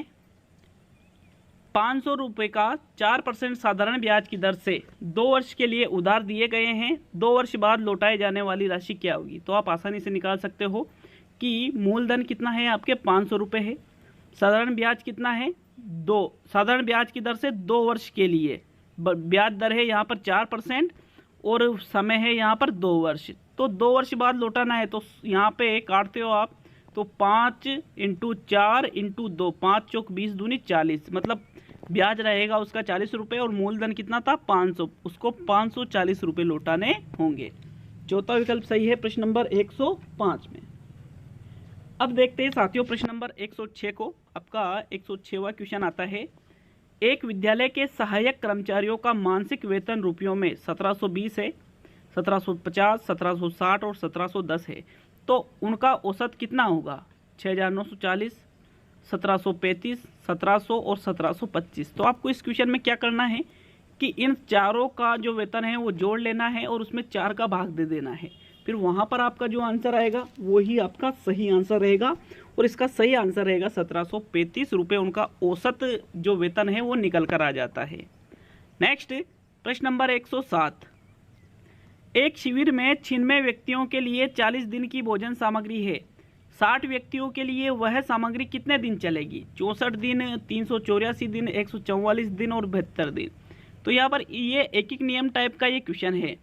आप आसानी से कैसे निकालोगे कि भाई 96 व्यक्तियों के लिए 40 दिन है, तो 96 × आप 40 करते हो तो वहाँ पर आप क्या आता है? 3840। एक व्यक्ति के लिए 3840 दिन वो चल जाएगा। तो 60 व्यक्तियों के लिए कितने दिन चलेगा? तो आपको क्या करना है? 3840 में 60 का भाग दे देना है साथियों। राइट आंसर इसका जो फिर आपके 107वें प्रश्न में आएगा वो रहेगा 64 दिन। ये सामग्री यहाँ पर 60 व्यक्तियों के लिए चल जाएगी। प्रश्न नंबर 108 है, चित्र में यदि वृत्त का केंद्र O हो, ये वृत्त का केंद्र है, तो कोण AOC, कोण AO और C 160 डिग्री है, तो कोण ABC का होगा। जो कोण है ABC, इसका मान यहाँ पर आपसे पूछा है, विकल्प है आपके सामने 160 डिग्री, 80 डिग्री, 200 डिग्री और 100 डिग्री। तो राइट आंसर बताना है साथियों प्रश्न नंबर आपको 108 में। मित्रों आपका 108वें प्रश्न में जो सही आंसर है वो रहेगा साथियों दूसरा विकल्प। तो साथियों इसमें आपका सही आंसर है 80 डिग्री, दूसरा विकल्प सही रहेगा। नेक्स्ट प्रश्न नंबर 109, चित्र में वृत्त का व्यास BC है, ये देखिए B और C ये इसका व्यास है, और कोण ABC, कोण कहाँ पर है? ABC 38 डिग्री है, ये देखिए 38 डिग्री है ये कोण। तो कोण ABC होगा। ABC का मान यहाँ पर आपसे पूछा है। देखिए यहाँ पर ये गलत है, थोड़ा सा क्वेश्चन ही ये गलत टाइप हुआ है। कोण यहाँ पर ABC का मान तो आपसे पूछा है, ABC का मान तो आपसे पूछा है और B का मान यहाँ पर दे रखा है 38 डिग्री, 52 डिग्री, 90 डिग्री और 62 डिग्री। तो राइट आंसर बताए प्रश्न नंबर 109 में साथियों। 109 में आपका सही आंसर रहेगा 52 डिग्री, क्योंकि 38 + 52 आप जोड़ते हो तो यहाँ पर ये आपका टोटल हो जाता है 8 2 10, 5 3 8 1 9, 90 डिग्री बन जाता है। दूसरा विकल्प आपका सही रहेगा। नेक्स्ट प्रश्न नंबर 110, सर्वाधिक प्रभावशाली शिक्षण सामग्री है अप्रक्षेपित, प्रत्यक्ष अनुभव, प्रक्षेपित और इनमें से कोई नहीं। मित्रों, सर्वाधिक प्रभावशाली शिक्षण सामग्री आपके प्रत्यक्ष अनुभव होते हैं। प्रत्यक्ष अनुभव सबसे बेस्ट चीज़ें होती है, क्योंकि जिस चीज़ को आप देख लेते हो उसको आप बहुत ही मुश्किल से भूलते हो या भूलते ही नहीं हो साथियों। प्रश्न 111, एक व्यक्ति, जो एक्स नाम है व्यक्ति का, 100 रुपये की वस्तु को 10% हानि से किसी वाई व्यक्ति को बेचता है। वाई उस वस्तु को 10% लाभ से जेड को बेच देता है, तो वाई ने किस मूल्य पर वस्तु जेड को बेची? 100 रुपये, 99 रुपये, 110 रुपये और 101 रुपये। साथियों, किस प्रकार इस क्वेश्चन को आप कर सकते हो कि कोई व्यक्ति है, 100 रुपये की तो वस्तु है, 10% हानि से बेची, तो मतलब 90 रुपये में उसने वाई को बेचा। अब 90 रुपये में वाई ने क्या किया, 10% लाभ से बेचा, तो ये लाभ 90 रुपये पे निकलेगा। 90 × 10 बटे 100, एक जीरो से एक जीरो कट जाती है तो 9 रुपये, मतलब उसमें ये कितने में बेचा, 99 रुपये में बेचा साथियों। तो मतलब आपका यहाँ पर दूसरा विकल्प सही रहेगा। वाई ने कितने में बेचा जेड को से, 99 रुपये में। साथियों, प्रश्न नंबर 112 देखते हैं, निम्न में से कौन सा कथन असत्य है? तो जो कथन आपको असत्य लगता है उसका चुनाव आपको करना है। पहला विकल्प है, किसी एक बिंदु से गुजरने वाली 2 किरणों से बनी आकृति को कोण कहते हैं। ये कोण नहीं है, कोण है ना, कोण कहते हैं। किन्हीं 3 रेखाखंडों से घिरी हुई बंद आकृति को त्रिभुज कहते हैं। किन्हीं 3 रेखाखंडों से घिरी आकृति को त्रिभुज कहते हैं। या आयतन की आमने सामने की भुजाओं की लंबाई समान होती है तथा प्रत्येक कोण समकोण होते हैं। तो साथियों, यहाँ पर आपको क्या करना है, यहाँ पर आपको आंसर बताना है कि कौन सा कथन असत्य है। तो मित्रों, यहाँ पर देखिए, पहला कथन भी सत्य है, दूसरा भी सत्य है और चौथा भी सत्य है, लेकिन जो तीसरा कथन है ये असत्य कथन है साथियों। 3 रेखाखंडों से घिरी आकृति को त्रिभुज नहीं कहते, घिरी हुई बंद आकृति को त्रिभुज कहा जाता है। तो 112वें प्रश्न में आपका तीसरा विकल्प सही रहेगा। अब देखते हैं साथियों प्रश्न नंबर 113, किसी त्रिभुज के लिए निम्न में से कौन सा कथन सत्य है? समस्त कोण सदैव न्यून कोण होते हैं, ऐसा तो नहीं है ये तो। एक कोण सदैव समकोण होता है, एक कोण सदैव अधिक कोण होता है और एक कोण सदैव न्यून कोण होता है। तो साथियों, 113वां जो प्रश्न है इसमें ओनली चौथा ही विकल्प सही है। जरूरी नहीं है कि भाई 3 कोण में से एक कोण सदैव समकोण हो, तो ये भी गलत है। ये भी जरूरी नहीं है कि 3 कोण में से एक कोण सदैव अधिक कोण हो, न्यून कोण हो, लेकिन एक कोण सदैव न्यून कोण जरूर होता है साथियों। चौथा विकल्प सही है। प्रश्न 114, वह सरल रेखा जो केवल परिधि को एक ही बिंदु पर मिलती हो, स्पर्श करती हो, कहलाती है? समांतर रेखा, छेदन रेखा, स्पर्श रेखा और तिर्यक रेखा। साथियों, जो सरल रेखा परिधि को एक ही बिंदु पर मिलती है, परिधि की एक ही बिंदु पर मिलती है, उसे क्या कहा जाता है? मित्रों, उसको कहा जाता है स्पर्श रेखा। तीसरा विकल्प सही रहेगा 114वें प्रश्न में। प्रश्न 115, एक वर्गाकार बगीचे की भुजा, एक भुजा है जो 100 मीटर की है। देखो, भुजा सिर्फ 100 मीटर क्यों रही है? तो इसमें 10 बाय 10 मीटर की क्यारियों की संख्या होगी 10, 100, 1 और 10,000। तो साथियों, यहाँ पर 10 बाय 10 जो मीटर की क्यारियाँ हैं उनकी संख्या होगी 100। दूसरा विकल्प आपका सही रहेगा 115वें प्रश्न में। अब देखेंगे प्रश्न नंबर 116, आपके 116वां प्रश्न है, एक आयताकार खेत का क्षेत्रफल 20 आर है। यदि खेत की चौड़ाई 50 मीटर है तो लंबाई होगी 4 आर, 20 आर, 400 आर और 2/5 आर। तो साथियों, आयताकार खेत का क्षेत्रफल है 20 आर और चौड़ाई कितनी है, 50 मीटर। तो साथियों, यहाँ पर आपको लंबाई देखनी है, लंबाई कितनी रहेगी? तो साथियों, 20 आर उसका कुल क्षेत्रफल है, चौड़ाई 50 मीटर है, तो फिर यहाँ पर उसकी लंबाई रहेगी 40 आर। ठीक है, दूसरा विकल्प सही रहेगा 116वें क्वेश्चन में। नेक्स्ट प्रश्न नंबर 117, गणित सभ्यता का दर्पण है। इस कथन में गणित की प्रकृति का कौन सा मूल्य झलकता है?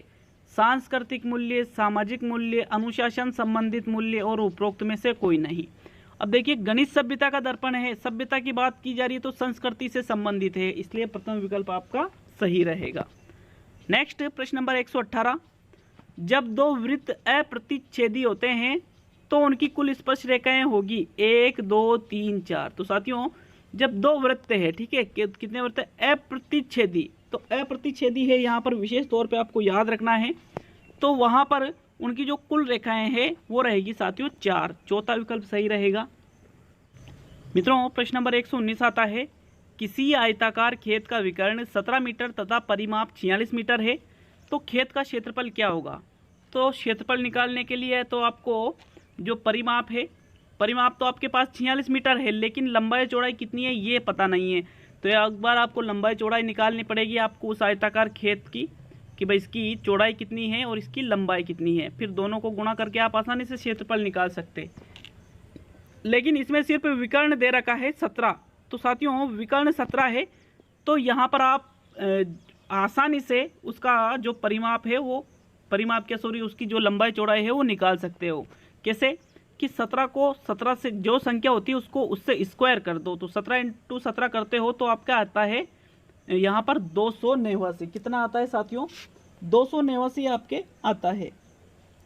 अब 289 यहाँ पर आ रहा है, 289 का सीधा सा मतलब है कि जो आपके लंबाई और चौड़ाई रहेगी वो दो संख्याओं के वर्गों का योग रहने वाली है। तो पहली संख्या आपके 8 हो सकती है, दूसरी संख्या आपके 15 हो सकती है। 15 उसकी लंबाई हो सकती है और 8 उसकी चौड़ाई हो सकती है। देखिए 8 8 64 आप कर सकते हो, 15 इंटू 15 225 कर सकते हो। तो 225 प्लस 64 यहाँ 289 वर्ग मीटर हो जाती है। तो 15 इंटू 8 करते हो तो मतलब वो 120 वर्ग सेंटीमीटर आपका क्षेत्रफल निकल जाएगा साथियों। नेक्स्ट प्रश्न नंबर 120 देखेंगे मित्रों, यहाँ पर आपका दूसरा विकल्प सही है। मित्रों प्रश्न नंबर 120 है, एक कमरा 5 मीटर लंबा है, 4 मीटर चौड़ा है तथा 3 मीटर ऊंचा है। उसकी सबसे छोटी एक दीवार का क्षेत्रफल होगा 5 इंटू 4 वर्ग मीटर, 5 इंटू 3 वर्ग मीटर, 4 इंटू 3 वर्ग मीटर और 3 इंटू 9 वर्ग मीटर। तो साथियों 120वें क्वेश्चन में आप आसानी से बता सकते हो कि सबसे जो दीवार है उसका सबसे छोटा क्षेत्रफल क्या रहेगा, 4 इंटू 3 वर्ग मीटर। साथियों अब आ गए हैं हम लेवल फर्स्ट के अंतिम पार्ट पर। पर्यावरण शिक्षण के अंतर्गत प्रश्न नंबर 121 से लेकर के 150 तक आपको पर्यावरण के और पर्यावरण की टीचिंग मेथड के बिल्कुल सिलेबस के अकॉर्डिंग क्वेश्चन मिलने वाले हैं। तो 150 प्रश्न पूरे होते ही आप जो मैंने कल मोबाइल नंबर बताए थे उस पर SMS कर देना व्हाट्सअप पे, ठीक है, व्हाट्सअप कर देना, SMS क्या व्हाट्सअप कर देना, ताकि आपकी मेरिट बन सके। बिल्कुल ईमानदारी से कार्य होना चाहिए लेकिन साथियों, नहीं तो अगली बार से मैं बिल्कुल ये जो मेरिट वाली बात है इसको बिल्कुल बंद कर दूंगा। आपके प्रश्न नंबर 131 आता है, ताना व बाना शब्द प्रयुक्त होता है पावरलूम उद्योग में, हथकरघा उद्योग में, ए व बी दोनों में और सीमेंट उद्योग में।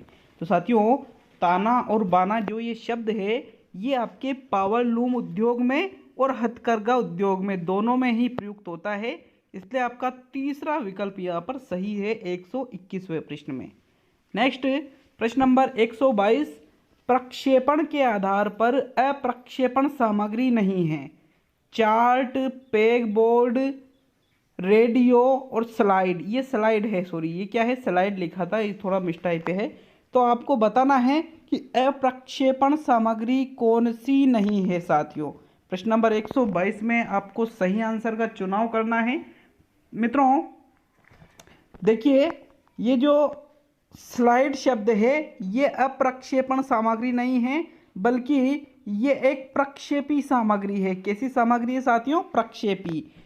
इसलिए आपका जो चौथा विकल्प है 122वें में वो बिल्कुल सही आंसर है। नेक्स्ट प्रश्न नंबर 123 पे चलते हैं। बायोगैस या जैव गैस भी जिसे कहते हैं में मीथेन गैस कितने प्रतिशत होती है, 75%, 50%, 60% और 90%। तो साथियों बायोगैस में मीथेन की मात्रा आपको बताना है, इसका सही आंसर बताइए 123वें प्रश्न में। मित्रों राइट आंसर है लगभग 75% गैस मीथेन गैस होती है, किसमें, बायोगैस में। इसलिए आपका प्रथम विकल्प यहाँ पर सही रहेगा 123वें प्रश्न में।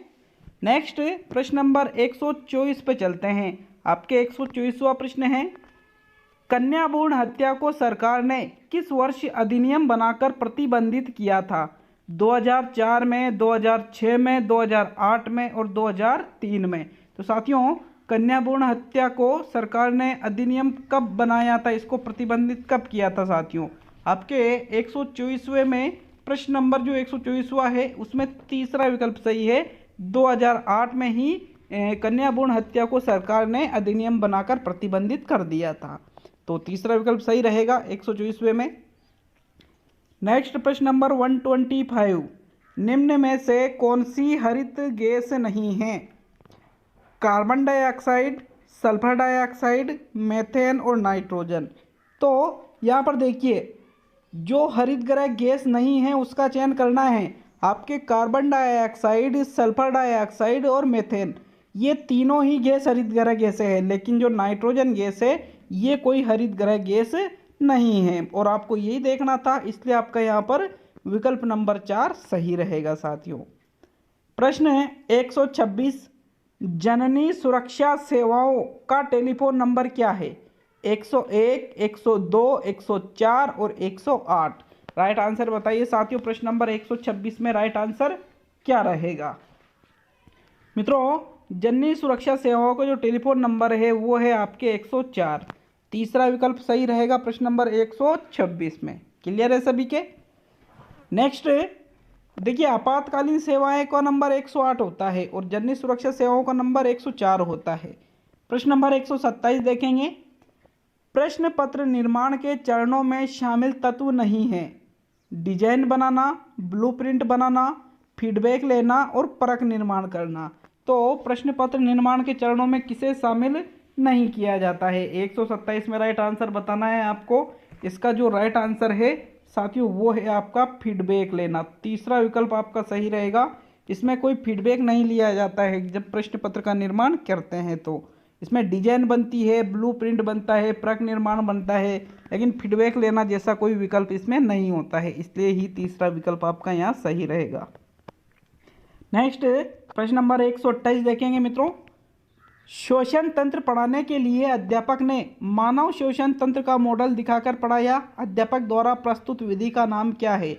अन्वेषण विधि, अवलोकन विधि, प्रयोजना विधि और प्रदर्शन विधि। तो साथियों यहाँ पर अध्यापक ने प्रदर्शन विधि का प्रयोग किया है। कौन सी विधि का प्रयोग किया है? प्रदर्शन विधि का। चौथा विकल्प सही है क्योंकि देखिए वो मानव शोषण तंत्र का मॉडल दिखाकर पढ़ा रहा है तो मतलब प्रदर्शन करके। तो चौथा विकल्प आपका सही रहेगा 128 में। नेक्स्ट प्रश्न नंबर 129, मित्रों पर्यावरण से संबंधित बहुत ही इंपॉर्टेंट परिभाषा है। अगर आपको ये याद नहीं है तो यूँ मान के चलिए कि यार तैयारी थोड़ी कम है आपकी। पर्यावरण वह सब कुछ है जो किसी व्यक्ति को चारों ओर से घेरे हुए है, कुछ समय पर यह सीधा प्रभाव डालता है। पर्यावरण की यह परिभाषा किसने दी है? हॉल की, स्किनर की, निम्बर्ड की और थॉर्नडाइक की। तो साथियों उपरोक्त जो परिभाषा है ये आपके निम्बर्ड के द्वारा दी गई है। किसके द्वारा दी गई है? निम्बर्ड के द्वारा। तीसरा विकल्प सही है 129वें प्रश्न में। प्रश्न है 130, शैक्षिक भ्रमण किस विधि का उदाहरण है? निरीक्षण विधि का, आगमन विधि का, प्रयोगशाला विधि का और निगमन विधि का। तो भाई भ्रमण जब किया जाता है शैक्षिक भ्रमण तो क्या करते हैं उसमें छात्र? निरीक्षण करते हैं, मतलब ये निरीक्षण विधि का उदाहरण है। प्रथम विकल्प सही रहेगा मित्रों प्रश्न नंबर 130वें में।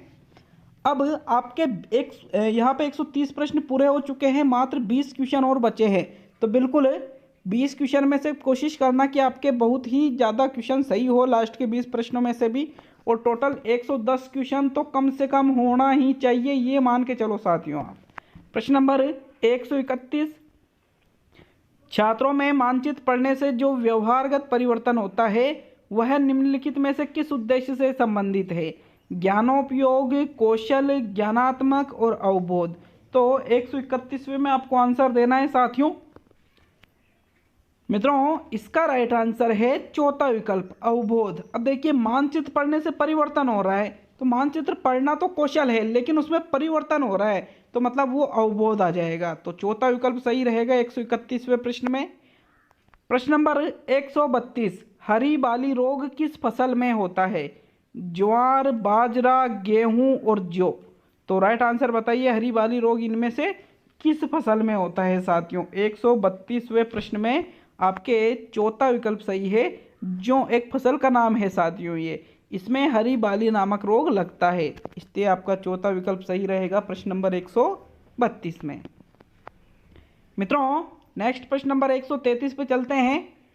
तेजादशमी को वीर तेजादशमी मेला लगता है। तेजादशमी आती है, कब आती है बताइए? श्रावण शुक्ल दशमी को, भादवा शुक्ल दशमी को, अश्विन शुक्ल दशमी को और कार्तिक कृष्ण दशमी को। तो तेजादशमी कब आती है साथियों? प्रश्न नंबर 133 में सही आंसर बताना है।